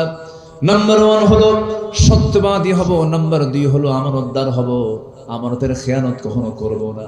বোনের সম্পত্তি বোন পাবে, কোনো কথা নাই, বোনকে ডাক দিয়ে বলবো, বোন সম্পদটা নিয়ে যা, তোর সম্পত্তি বুঝে নে। কিন্তু নওগাঁ জেলায় মনে হয় না এমন যুগের পর যুগ চলে যায়, ভাই বোনকে সম্পদ বুঝায় দেয় না, এমন ভাই তো বুঝি নওগাঁ জেলায় নাই। আসতে বলবেন না, আছে না নাই? আছে আছে আছে আছে। এটা হওয়া যাবে না, সম্পূর্ণ আমানতের খেয়ানত হয়ে যাবে। কোরআনকে প্রশ্ন করুন, কোরআন বলে দাও তো তোমার কালামে সম্পত্তি বন্টনের ক্ষেত্রে ছেলেকে আগে দেওয়ার কথা আসছে না মেয়েকে আগে দেওয়ার কথা আসছে? ভাই আগে পাবে না বোন আগে পাবে? কোরআন আগে বলে দিচ্ছে লিযযাকারি মিসলু হাযযিল উনসাইন। আগে মেয়েকে বুঝায় দাও, আগে কাকে বুঝায় দাও? বোনকে বুঝায় দাও। আর সেই বোন ধানের জমিকে আগে পায় না পরে পায়? আগে এক যুগ খায় ভাই। মানে এত ফকির, এরকম ফকির মার্কা ভাই আছে না নাই? আছে না নাই? আমি কি দোয়া করে দেব? আলোচনা চলুক। এই সময় যদি কেউ ওঠে তাহলে ওই লোকটাই ভাববো ওই লোকটাই বোনকে সম্পত্তি দেয় নাই। বসেন। হ্যাঁ, 12টা আছে এখনো 15টা গুণের কেবল 3 নাম্বার চলে। হ্যাঁ না, 3 নাম্বার 2 নাম্বার চলে, এখনো 13টা আছে। দেখেন এখানে উনি গুণে রাখছে। কিন্তু আল্লাহ তুমি আমার এই ভাইয়ের মতো সব শ্রোতাকে বানায় দাও। জোরে বলি আমিন। শ্রোতা তো এমন শ্রোতা হওয়া উচিত যে শ্রোতা আলোচকের মুখ থেকে আলোচনা কেড়ে নেবে। এটা হচ্ছে শ্রোতার পরিচয়। বসেন সম্মানিত ভাইয়েরা, তাহলে বোনকে সম্পত্তি বুঝায় দেওয়ার দায়িত্ব প্রত্যেক ভাইয়ের আছে না নাই বলেন তো? আচ্ছা, দেয় তো না, আবার টেকনিক করে। কি টেকনিক করে জানেন? টাঙ্গাইলের চমচম, বগুড়ার দই, নাটোরের কাঁচাগোল্লা, যশোরের খই, নওগাঁর আম, আর ময়মনসিংহের কাঁঠাল সব এক জায়গায় জড়ো করে শীতের ভিতরে মাঝে মাঝে দাওয়াত দেয়। বছরে 2-1 দাওয়াত দিয়ে বোনকে জন্মের খাওয়ান খাওয়ায়। 1 কোটি টাকার সম্পত্তি বোন থেকে, মানে বোন পাবে ভাইয়ের কাছ থেকে 1 কোটি টাকা। হজে গিয়া বোনের সম্পত্তির ধান বেচে হজ করছে। হজে ফেরত আসা বোনের সম্পত্তির টাকা দিয়েই 2 ভরি স্বর্ণের চেন কিনছে। চেন কিনে নিয়ে এসে সব কিছু খাওয়ায় দাওয়ায় শেষ পর্যন্ত গলার ভিতরে একটা চেন ঢুকায় দিয়ে বলে, বোন একটা কথা বলি কি, একটু কাছে বসো, তুমি আমার বড় বোন না? হ্যাঁ। তোমার সংসার হয়ে গেছে? হ্যাঁ। কত কষ্টে আছে তোমার ভাই, একটা কথা বলি বোন, কি অংশ নিলে না ধ্বংস হয়? দেখছেন কত বড় বার্তা? এ আছে না নাই? আছে না নাই? কি আমানতদারিতা দেখেন। হজ করে আসছে, কিন্তু কি কষ্ট পাচ্ছেন আপনারা? না ভাবতেছেন হুজুর ওয়াজ শুনতে আসি তো বিপদে পড়ে গেলাম, সম্পত্তি ভাগ হয়ে গেল, এরকম ভাবতেছেন নাকি? দিয়ে দেন, জান্নাত বুঝে নেন। জোরে কান সুবহানাল্লাহ। দিয়ে দিবেন, কি বুঝে নেবেন? জান্নাত বুঝে নেবেন। সর্বনিম্ন জান্নাত হবে 10টা পৃথিবীর মতো একটা জান্নাত। আর সামান্য দুনিয়ার এই সুতোমুতা নিয়ে আপনি এত টেনশন করতেছেন। সর্বনিম্ন জান্নাত হবে 10টা পৃথিবীর মতো একটা জান্নাত।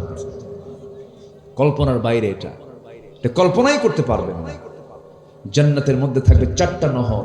কটা নহর বলেন? দুধের নহর, শরাবের নহর, মধুর নহর, পানির নহর। সুবহানাল্লাহ বলা যাবে না ভাই? দুনিয়ার পানি খাইলে মানুষ বুড়া হয়, দুনিয়ার মধু খেলে মানুষ বুড়া হয়, আর দুনিয়ার শরাব মদ খাইলে তো লিভার পয়সা চোখ লাল হয়ে শেষ হয়ে যায়। কিন্তু জান্নাতের যে শরাব, জান্নাতের যে মধু, জান্নাতের যে পানি, জান্নাতের যে দুধ, এটা পান করলে কোনোদিন ওই বান্দা বুড়া হবে না। কেউ তো সুবহানাল্লাহ বললেন না? কোনোদিন বুড়া হবে না। মন যা চাবে তাই খাবেন, মন যা চাবে আপনি তাই পাবেন সেখানে। এমন কিছু নাই যা বাদ পড়ছে। এই ওয়াজ একদিন করলাম এক জায়গায়, এক বুড়ো চাচার সামনে দাঁড়ায় বলে, হুজুর মন যা চায় তাই যদি পাই, কিন্তু একটা টেনশন আছে হুজুর। কি? আপনি তো বিড়ির বিরুদ্ধে খুব ওয়াজ করলেন, বিড়ি নাই। জান্নাতে এই পচা জিনিস থাকবে কন্তে?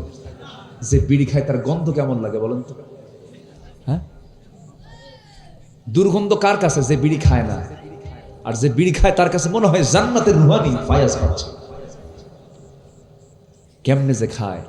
আল্লাহ তুমি নেশা থেকে ইমানদারকে বাঁচাও, জোরে বলি আমিন। কোন নেশা ইমানদারের জীবনে আসতে পারে? আসতে পারে না। মাহফিল এসে আবার প্রশ্ন করে, হুজুর বিড়ি খাওয়া কি জায়েজ আছে? মানে উনি জায়েজের চেষ্টায় আছেন। কোনো হারামের দিকে আমরা যাব না, কোনো নেশার দিকে আমরা যাব না। আল্লাহ কবুল করুন, জোরে বলি আমিন। খুব খুশি হলাম, একটা লোক নড়েন নাই। আমি খুবই আনন্দিত। একটু মনোযোগ দিয়ে শুনুন। এখন আসুন আমরা 3 নম্বরে যাই। বহু আলোচনা তো, এই 3 দিন ব্যাপী তাফসীর মাহফিল, এই 3 দিন যদি আমরা রাখতেন তাহলে আমি এই আলোচনাগুলো করতে পারতাম। এখন পাইছি তো একদিন। কষ্ট পাচ্ছেন নাকি আপনারা? নাম্বার 3, ধৈর্যশীল হব আমরা। কি হব বলেন তো? ধৈর্যশীল। বিয়া আগে না ধৈর্য আগে? আস্তে করে। বিয়া আগে না ধৈর্য আগে? ব্যবসা আগে না ধৈর্য আগে? ব্যবসা করতে নিলে ধৈর্যের দরকার আছে না? আপনি কাপড় বেচতেছেন, একটা গেঞ্জি বিক্রি করবেন, এক গেঞ্জি দেখেই কি কাস্টমার কেনে? কটা গেঞ্জি দেখাতে হয়? 15-20টা একজন করেছে, মনে হয় দোকান আছে মনে হয় ওনার। তাহলে 10-15টা গেঞ্জি দেখানোর পরে একটা গেঞ্জি তার পছন্দ হতেও পারে, নাও পারে। হয়তো সে পছন্দ করলই না, আপনি আধা ঘন্টা ধরে দেখালেন তার, এরপরে কয় আছে কি বলেন? আছে কি না? হলো না, চলে যাচ্ছে। আপনি কি করবেন? মন জ্বলে যাচ্ছে, রাগ উঠতেছে, কিন্তু এরপরও যখন ও বলতেছে ভাই চলে গেলাম, আপনি যদি রাগ করে থাকেন কাম হবে?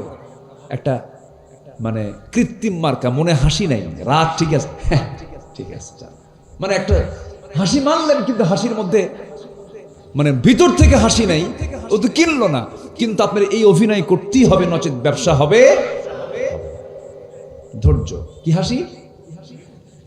ও ঠোঁটের হাসি। দেখছেন? আমি দেখেন কি সুন্দর ভাষা বলে ফেলছে, আলহামদুলিল্লাহ। ঠোঁটের হাসি, মনের হাসি না।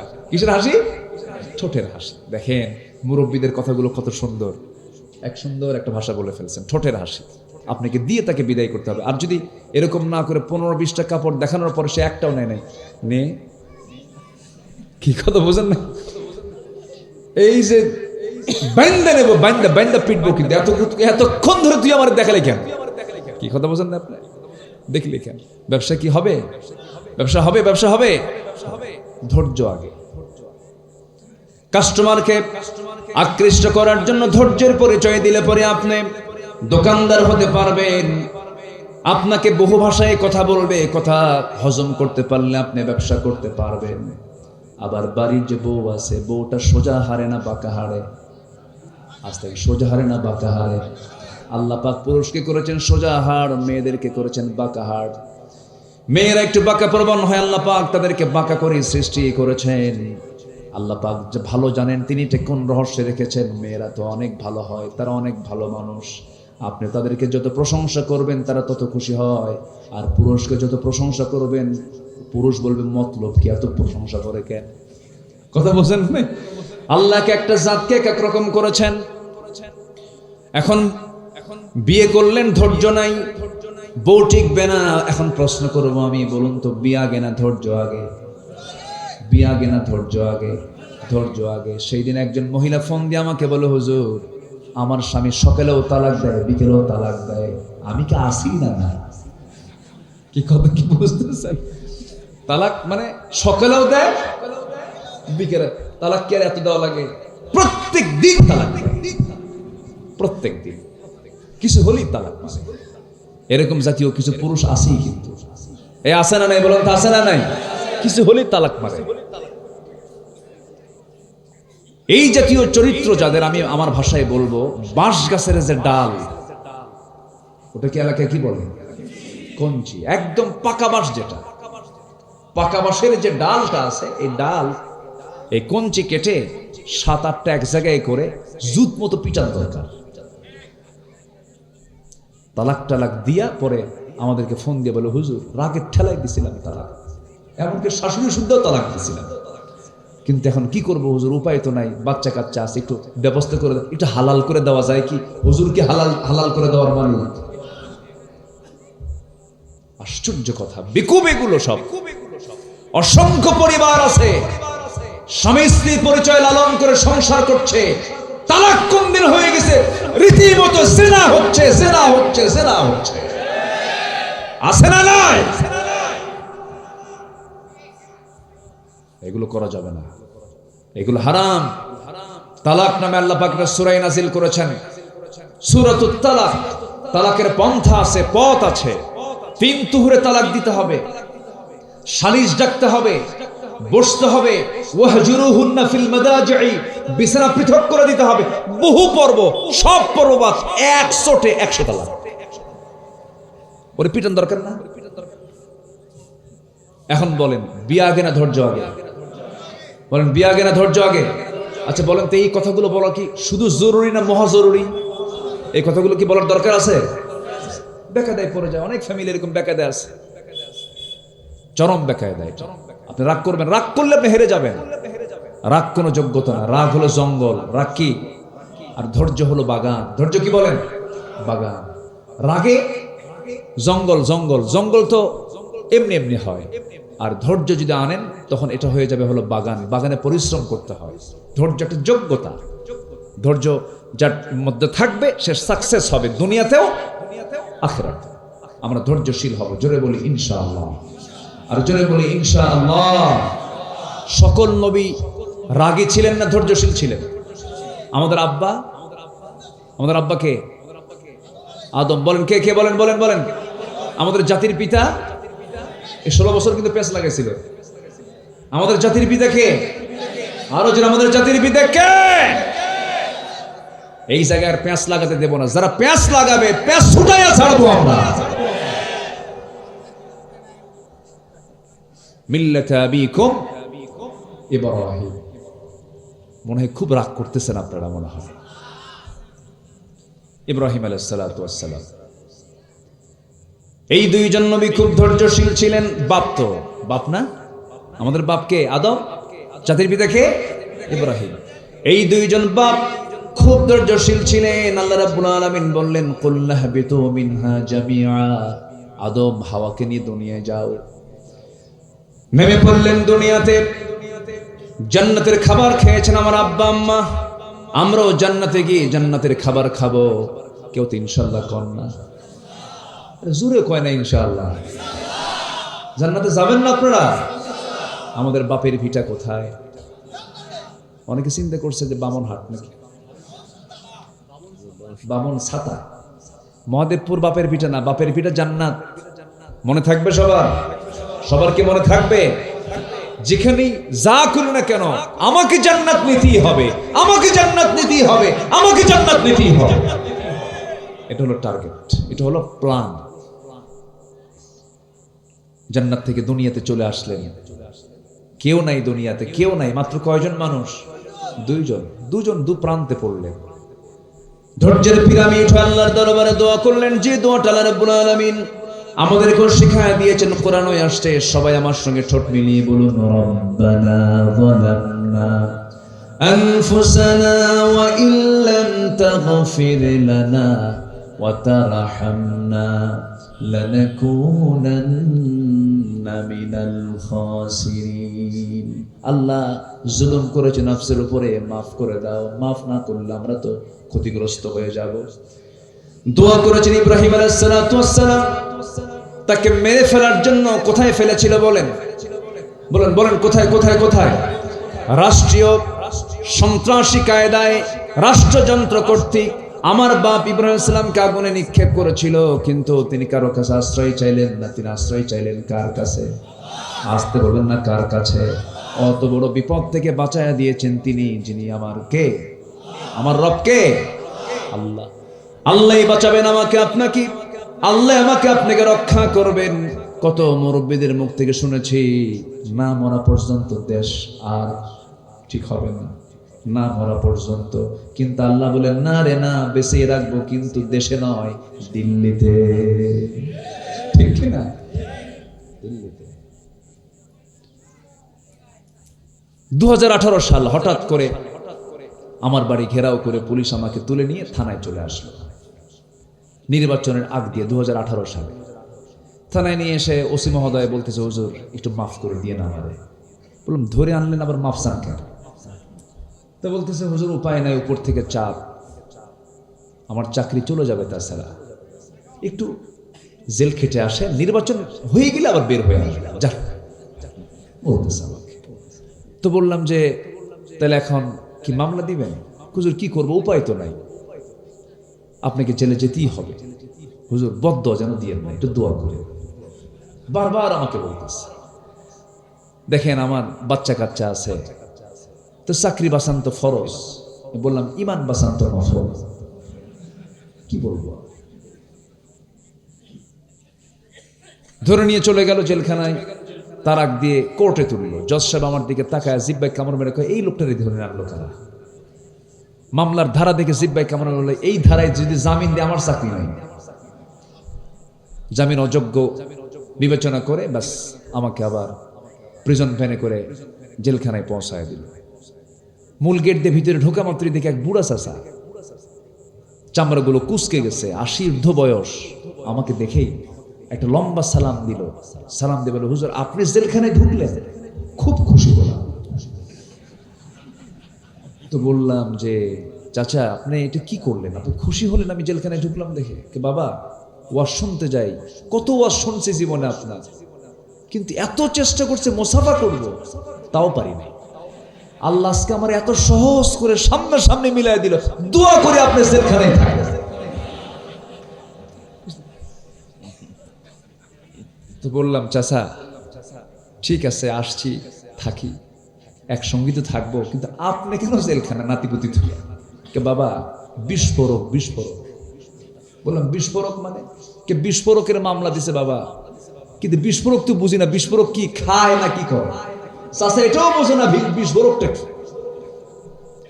এই ছিল হালচাল। জুলুম করেছেন। 25 বছর আগে আল্লামা সাইদি বলেছিলেন, গোড়ায় নাড়া দেব, মামু বাড়ি দিল্লি গিয়ে পড়বা। সোজা কোথায় গিয়ে পড়ছে? লন্ডনে, ইতালিতে, আমেরিকায়, ওয়াশিংটনে, পাশে নেপালে, ভুটানে, শ্রীলঙ্কায় পড়ছে সোজা কোথায়? আল্লামা সাঈদী তার নাম। আল্লাহু আকবার বলবেন না? 25 বছর আগের বক্তব্য তার। উনি বলেছিলেন এমন একটা সময় বাংলাদেশে আসবে, নাস্তিক চক্র পালানোর জন্য একটি ইঁদুরের গর্ত খুঁজে পাবে না। পাইছে? পায় নাই। মানিক শুয়েছিল কলার পাতায়। দেশের টপ লিস্টেড একজন ধনী পালাতে গিয়ে আবার ভুল করে নৌকায় চড়ে দাড়ি মোস কাইটা চোরের মতো পালাতে চাইছিল। কি ঠিক কিনা বলেন? কয় নাম্বার ধনী? 1 নাম্বার ধনী। মিলছে কথা? মিলছে কথা? মিলছে? এটাই বাস্তবতা। জুলুম করা যাবে না। জুলুম যেখানেই হোক না কেন, আপনার স্বামী বইয়ের প্রতি জুলুম করছেন, আল্লাহ আপনাকে ছাড়বেন না। আপনি স্ত্রী স্বামীর প্রতি জুলুম করছেন, আল্লাহ আপনাকে ছাড়বেন না। আপনি ইমাম মুসল্লিকে কষ্ট দিচ্ছেন, আপনি আল্লাহ পাক ছাড়বেন না। মুসল্লি হয়ে ইমামকে টর্চার করছেন, আল্লাহ আপনাকে ছাড়বেন না। কোন জায়গায় জুলুম করা যাবে? জুলুম করা যাবে? তাহলে ধৈর্যশীল আমরা হব। ধৈর্য আছে যার, বিজয় আছে তার। ধৈর্যশীল আমরা হব। তবে একজন নবী একটু রাগী ছিলেন। সেই নবীর নামটা কি বলেন তো? বাড়ি কি আশেপাশে নাকি? চটাল নবী। কি নবী বলেন তো? চটাল। খুব রাগী নবী ছিলেন। এমন রাগ তার মধ্যে ছিল, রাগের ঠেলায় মাঝে মাঝে মাথার চুলগুলো খাড়া হয়ে টুপি ভেদ করে বের হয়ে যেত। খুব রাগী মানুষ ছিলেন লোকটা তোতলা। কি ছিলেন? তোতলা ছিলেন। প্রথম দিকে তোতলা ছিলেন, আল্লাহ রাব্বুল আলামিন তার তোতলামি ছেড়ে দিয়েছিলেন। তিনি সুস্থ হয়েছিলেন, আল্লাহর কাছে চেয়েছিলেন, আল্লাহ তুমি আমার জিহ্বাকে সোজা করে দাও।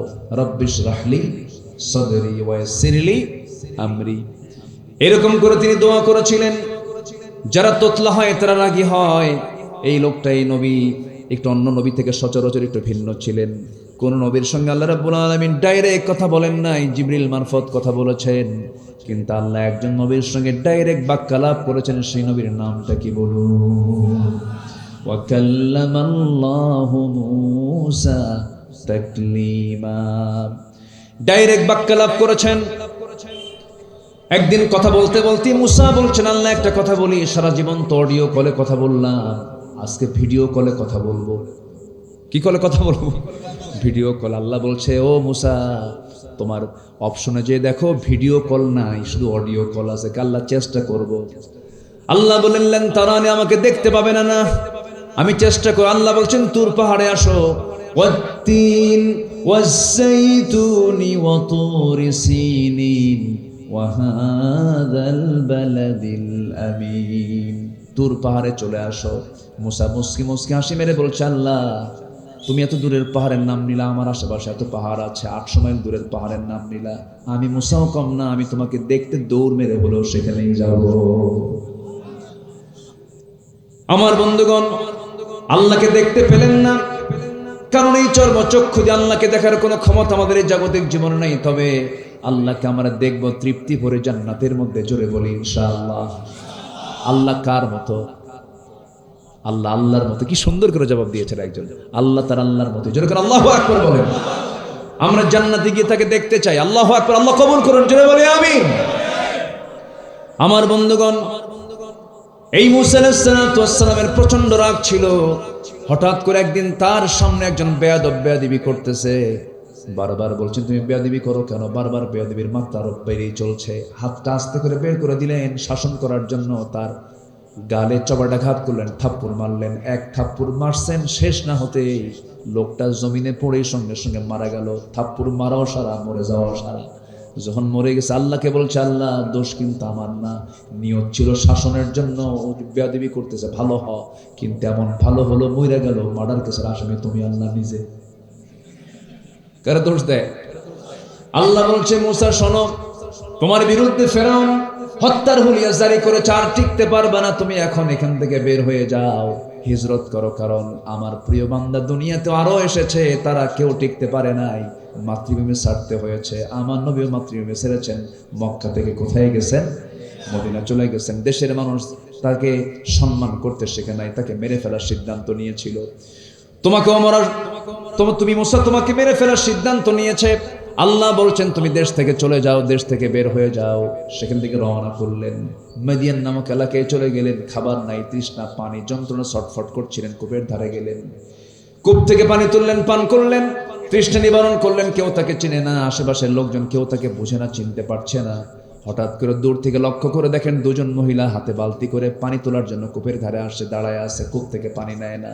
এবার মুসা বলছেন, ও মহিলা দাঁড়ায় আছো কেন? কূপ থেকে পানি নিয়ে চলে যাও, সন্ধ্যার পরে তো তোমাদের কষ্ট হবে, সন্ধ্যার পরে মেয়েরা বাইরে থাকতে নেই। এবার দুই মহিলা বলছে, কেমন করে আমরা ওই কূপ থেকে পানি তুলবো? কারণ ঢাকনার যে ওজন, সেই ঢাকনা টান দেওয়ার মতো শক্তি আমাদের নাই, কারণ ঢাকনা টান দিতে 7 থেকে 8 জন যুবকের প্রয়োজন হয়। মুসা ভাবতেছেন মহিলা বেচারি বেকায়দায় আছে, দেখি একটু সাহায্য করা যায় কিনা। এবার বলছেন, বালতিটা হাতে দাও। বালতি হাতের মধ্যে নিলেন, কূপের ধারে চলে গেলেন, ঢাকনা টান দিলেন, বাম হাত দিয়ে ধরলেন, ছিটকে পড়ে গেল 14 হাত দূরে। দুই মহিলা মনে মনে এটা মানুষ না অন্য কিছু। 7 পুরুষের শক্তি একসাথে, এত শক্তিশালী যুবক তো জীবনে আমরা দেখি নাই।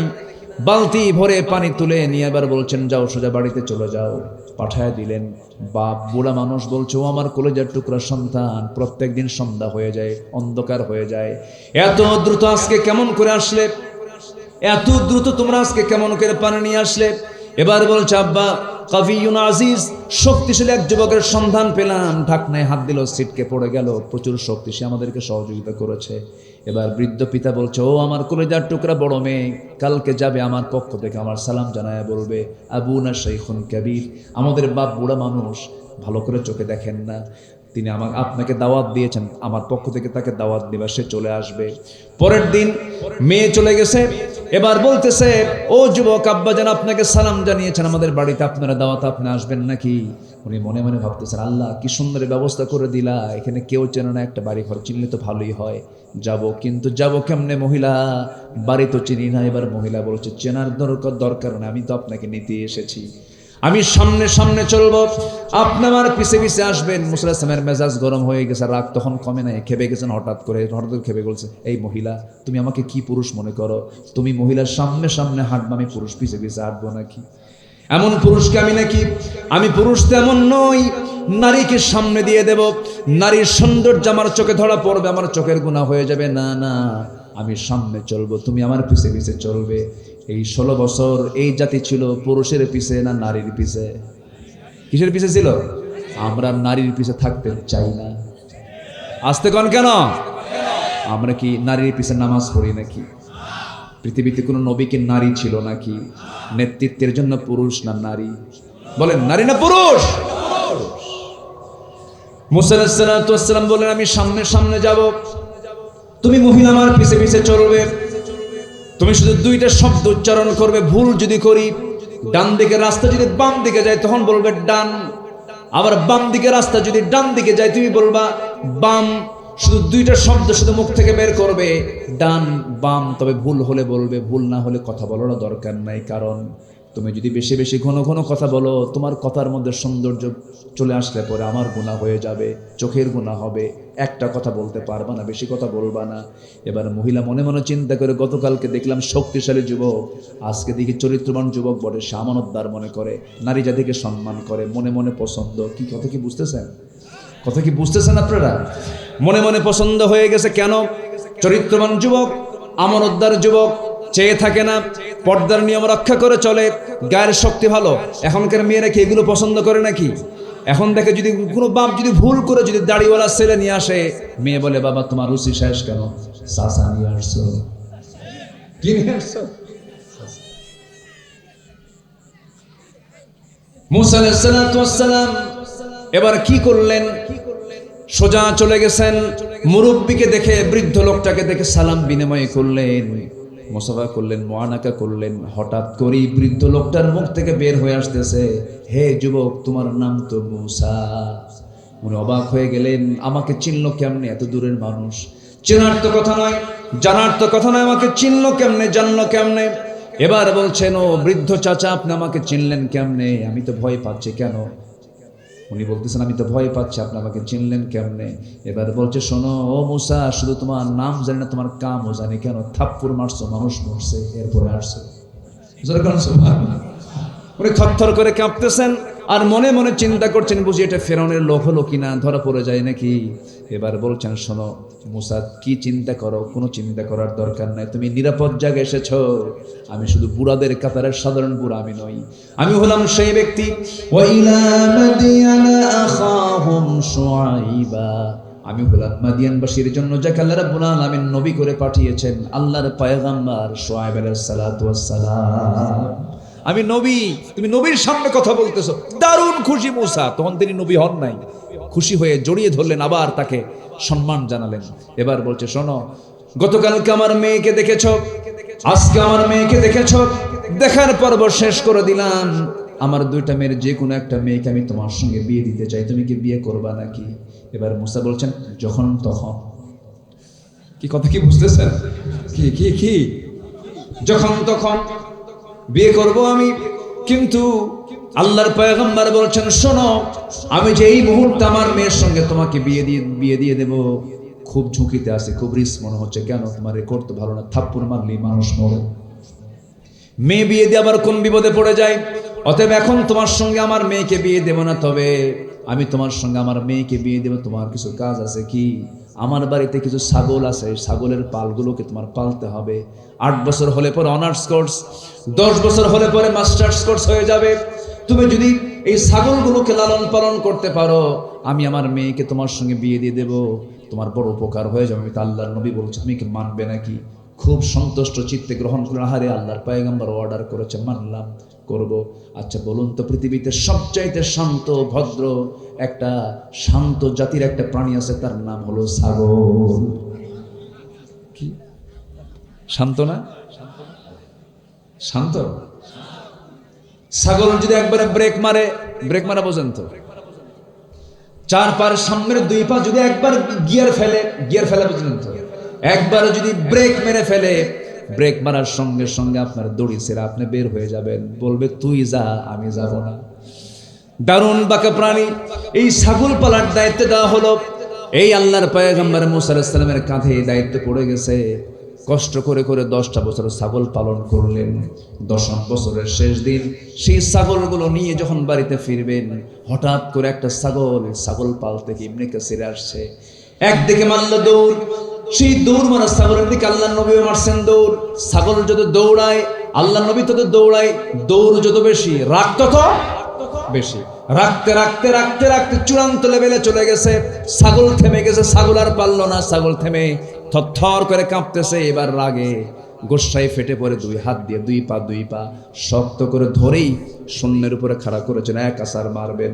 কিন্তু লক্ষ্য করে দেখেন, ছাগলটার চোখ মুখে দারুণ ভয়, চরম কাঁপতেছে, শরীরের লোমকূপ থেকে টপ টপ করে ঘাম ঝরতেছে। দেখলেন ছাগলটা তো ছাগলে, ওকে মেরে লাভটা কি? ও তো বোঝেই না ওকে মেরে লাভটা কি। আস্তে করে তার মধ্যে একটু ধৈর্য চলে আসলো, সান্ত্বনা চলে আসলো। 2 পা ছেড়ে দিয়া ছাগলটাকে কোলের মধ্যে নিয়ে আদর করলেন, মোহাব্বত করলেন, দয়া পরবশ হলেন, তার প্রতি রহম দিল হলেন। আল্লাহ বললেন, মুসা, রাগ কমে গেছে, নবুয়ত দিয়ে দিলাম। জোরে বলেন সুবহানাল্লাহ। তাহলে নবুয়ত পেতে হলেও কি লাগে? আস্তে করে কি লাগে? কি লাগে? কি লাগে? কি লাগে? আসেন দোয়া করি। আলোচনা শুনবেন আপনারা? একদম জাস্ট 12টা বাজে, একদম 12টা কাটায় না 12টা। আরেকটু চালাই। আগ্রহ আছে আপনাদের? আগ্রহ আছে? আল্লাহ কবুল করুন, জোরে বলি আমিন। নাম্বার 4 হলো, আসেন একটু শর্ট করে বলি। হ্যাঁ, নাম্বার 4 হলো তাওয়াক্কুল করা, অর্থাৎ ভরসা রাখা, বিশ্বাস রাখা, আস্থা রাখা। পৃথিবীর কারো উপরে নয়, একমাত্র কার উপরে? বলেন আল্লাহর উপরে। ওয়ামান ইয়াতাওয়াক্কাল আলাল্লাহ ফাহুয়া হাসবুহ। যে ব্যক্তি আল্লাহর প্রতি বিশ্বাস রাখবে, তার জন্য আল্লাহই যথেষ্ট, আল্লাহ তাকে হেফাজত করবেন। নাম্বার 5 হলো ইখলাস, একনিষ্ঠতা রাখা। ওয়ামা উমিরু ইল্লা লিয়াবুদুল্লাহা মুখলিসিনা লাহুদ্দিন। নাম্বার 6 হলো আদালত, ন্যায় বিচার কায়েম করা। ইয়া আইয়ুহাল্লাযীনা আমানু কুনু কাওয়ামিনা লিল্লাহি শুহাদাআ বিল কিসত। নাম্বার 7 হলো তওবা করা, ক্ষমা প্রার্থনা করা। তওবা করবে বান্দা, মাফ করবেন কে? আস্তে বলেন না, মাফ করবেন কে? ক্ষমা চাইবে বান্দা, ক্ষমা করবেন কে? আমাদের ক্ষমা চাওয়া হলো বান্দার কাজ, আর ক্ষমা চাওয়া হলো বান্দার কাজ, মাফ করে দেওয়া কার কাজ? আল্লাহর কাজ। আমাদের কাজ আমরা করব, আল্লাহর কাজ আল্লাহ করবেন। আল্লাহর কাছে আমরা যখন চাবো লজ্জা নিয়ে চাবো না লজ্জাহীন হয়ে চাবো? বলেন, হায়া নিয়ে না বেহায়া হয়ে? হায়া নিয়ে চাইলে আপনি পাবেন না, বেহায়ার মতো চাইতে হবে। একবার চাইলে হায়া, একবার চাইলে কি হায়া হলো। কিন্তু আল্লাহর কাছে একবার চাবো না, বারবার চাবো। আল্লাহর কাছে চাবো আমরা হায়া নিয়ে না বেহায়া হয়ে। আল্লাহ দাও, দাও আল্লাহ, দাও আল্লাহ। হায়া না বেহায়া? বেহায়ার মতো চাইতে হবে, কোনো লজ্জা নিয়ে চাওয়া যাবে না। যা মনে চাবে চাবেন, বারবার চাবেন। সবাই চাবো আমরা, জোরে বলি ইনশাআল্লাহ। নাম্বার 8 হলো আল্লাহ তাআলা বান্দার পছন্দনীয় কিছু গুণ দেখতে চান। এর মধ্যে আরেকটা হলো, সেটা হলো দয়া থাকা, সহানুভূতি থাকা, রহমত থাকা। খুযিল আফওয়া ওয়া আমুর বিল আরফি ওয়া আ'রিদ আনিল জাহিলিন। নাম্বার 9 হলো তাওয়াদু, নম্রতা। আল্লাহর যারা বান্দা হবে উগ্র হবে না, অহংকারী হবে না। وعباد الرحمن الذين يمشون على الأرض هونا وإذا خاطبهم الجاهلون قالوا سلاما। নাম্বার 10 হলো শুকর, শুকরিয়া আদায় করা, কৃতজ্ঞ হওয়া। লা ইন শাকারতুম লা আযীদান্নাকুম ওয়া লা ইন কাফারতুম ইন্না আযাবি লাশাদীদ। নাম্বার 11 হলো শুজাআ, সাহসী হওয়া। ইমানদাররা ভীরু হবে না, সাহসী হবে। পিছপা হবে না, সামনে যাবে। বলেন, পিছপা হবে না, সামনে যাবে। ইয়ুকতাল আও ইয়াগলিব ফাসাউফা নু'তিহি আজরান আযীমা। অনেক লম্বা লম্বা ব্যাখ্যা ছিল। নাম্বার 12 হলো নেক কাজের আদেশ দেওয়া, মন্দ কাজ থেকে বিরত রাখা। আল্লাহ রাব্বুল আলামিন বলেন, কুনতুম খায়রা উম্মাতিন উখরিজাত লিন-নাসি তা'মুরুনা বিল মা'রুফি ওয়া তানহাউনা 'আনিল মুনকার। নাম্বার 13 হলো বিশ্বাসযোগ্যতা অর্জন করা। والذين هم لأماناتهم وعهدهم راعون। নাম্বার 14 হলো নিষ্ঠাবান হওয়া, যে কোনো কাজে নিষ্ঠার সাথে দায়িত্ব পালন করা, অবহেলা না করা। আল্লাহ রাব্বুল আলামিন সুন্দর করে বান্দাকে বলছেন, বান্দারে আমি কেন তোমাকে দুনিয়াতে পাঠিয়েছি? আল্লাযী খালাকাল মাউতা ওয়াল হায়াতা লিয়াবলুয়াকুম আইয়ুকুম আহসানু আমালা। সর্বশেষ যে গুণটা সেটা হলো সহনশীল হওয়া। আল্লাহ তাআলা সহনশীল, আল্লাহ হালিম। আল্লাহ কি? হালিম। হালিম বলেন তো, আল্লাহ কি বলেন? হালিম, সহনশীল তিনি। ক্রোধকে সংবরণ করতে হবে। রেগে গেছেন, সংবরণ করতে হবে। ক্ষেপে গেছেন, নিজেকে কন্ট্রোল করতে হবে। আল্লাহ রাব্বুল আলামিন বলেন, আল্লাহ কাকে ভালোবাসেন? والكاظمين الغيظ والعافين عن الناس والله يحب المحسنين। যারা ক্রোধকে সংবরণ করবে, মানুষকে মাফ করে দেবে, আল্লাহ এই সমস্ত মুহসিন বান্দাদেরকে দারুণ দারুণ ভালোবাসেন। জোরে বলি সুবহানাল্লাহ। এই যে 15টা গুণ, এই 15টা চারিত্রিক গুণ যদি জাতির মধ্যে চলে আসে, এই জাতিকে পাহারা দেওয়ার জন্য পুলিশ লাগবে না, এই যদি পাহারা দেওয়ার জন্য কোনো বিজিবি লাগবে না, কোনো প্রশাসন লাগবে না। এই 15টি চরিত্র কোনো বান্দার মধ্যে আসলে বান্দা নিজের জন্য নিজেই যথেষ্ট হয়ে যাবে। জোরে বলি সুবহানাল্লাহ। এই 15টা গুণ এই জাতির মধ্যে আল্লাহ তাআলা উপস্থিত করে দেন। জোরে বলি আল্লাহুম্মা আমিন। আমার মা যারা আসছেন, মাদেরকে একটু বলে দেই, আপনার বাড়িতে 3টা জিনিস নিশ্চিত করবেন। আমার মা, আপনার সন্তানের মা, ঘরে থাকেন, বাড়ির মধ্যে থাকেন, কত কাজ করেন, খুব ভালো হয়ে যাবে। সবগুলো কাজ আপনার ইবাদত বলে গণ্য হবে। 3টা জিনিস নিশ্চিত করে ফেলবেন আমার ভাইরা। জেনে রাখেন, প্রত্যেক বাড়িতে 3টা জিনিস যেন রেগুলার থাকে। নাম্বার 1 হলো ঘুম থেকে উঠেই যে কাজটা হবে, ফজরের 4 রাকাত নামাজ, এবং তারপরে যে মূল্যবান কাজ যেটা হবে সেটা হলো তেলাওয়াত। কি হবে বলেন? তেলাওয়াত। কি বলেন? কি বলেন? বলেন তেলাওয়াত। 1 নাম্বার হলো নামাজ। বাচ্চাকে আগে স্কুলে যেতে বলবো না নামাজ পড়তে বলবো? বলেন, মাদ্রাসায় যাওয়া আগে, স্কুলে যাওয়া আগে, নামাজ আগে? নামাজ। নাম্বার 2 হলো তেলাওয়াত। আল্লাহর কসম করে বলে যাচ্ছে আমার ভাইয়ের, আমি বলে দিচ্ছি, আপনি মাথায় রাখবেন, যে বাড়িতে কোরআন তেলাওয়াত নিয়মিত হবে সেই বাড়িতে শয়তান কখনো ওয়াসওয়াসা দিতে পারে না। সেই বাড়িতে বড় ধরনের কোনো রোগ আসবে না, রোগ বালাই হবে না। কোরআন তেমন একটা কিতাবের নাম, তেলাওয়াত আছে যে পরিবারে, যে দেহে, সেই দেহে রোগ আসে না। যেরকম সুবহানাল্লাহ, ওয়ানুনাজ্জিলু মিনাল কুরআনি মা হুয়া শিফাউন ওয়া রাহমাহ। আল্লাহ কবুল করুন, জোরে বলি আমিন। নাম্বার 3 হলো আমার মা, যে কাজটা আল্লাহ রাব্বুল আলামিন ফরজ আকারে দিয়েছেন সেটা হলো পর্দার বিধানটা নিশ্চিত করতে হবে। পর্দাটা বাড়িতে 16 আনা থাকতে হবে। বোরকা পরলে কি পর্দা হয় নাকি? বোরকা পরলেন, চাচাতো ভাই, মামাতো ভাই, দুলা ভাই, দেবর ভাসুর দেখা করলেন, পর্দার শেষ হয়ে গেল। আচ্ছা বলেন তো, দূরের মানুষের ক্ষতি বেশি না কাছের মানুষের ক্ষতি বেশি? কাছের মানুষের বেড়া ক্ষেত খায়। কি কথা কি বুঝতেছেন আপনারা? কথা বুঝতেছেন? বেড়া ক্ষেত খায়। এই জন্য কাছের মানুষ যারা, তাদের ব্যাপারে আপনারা পর্দার ব্যাপারে খুব সজাগ থাকবেন।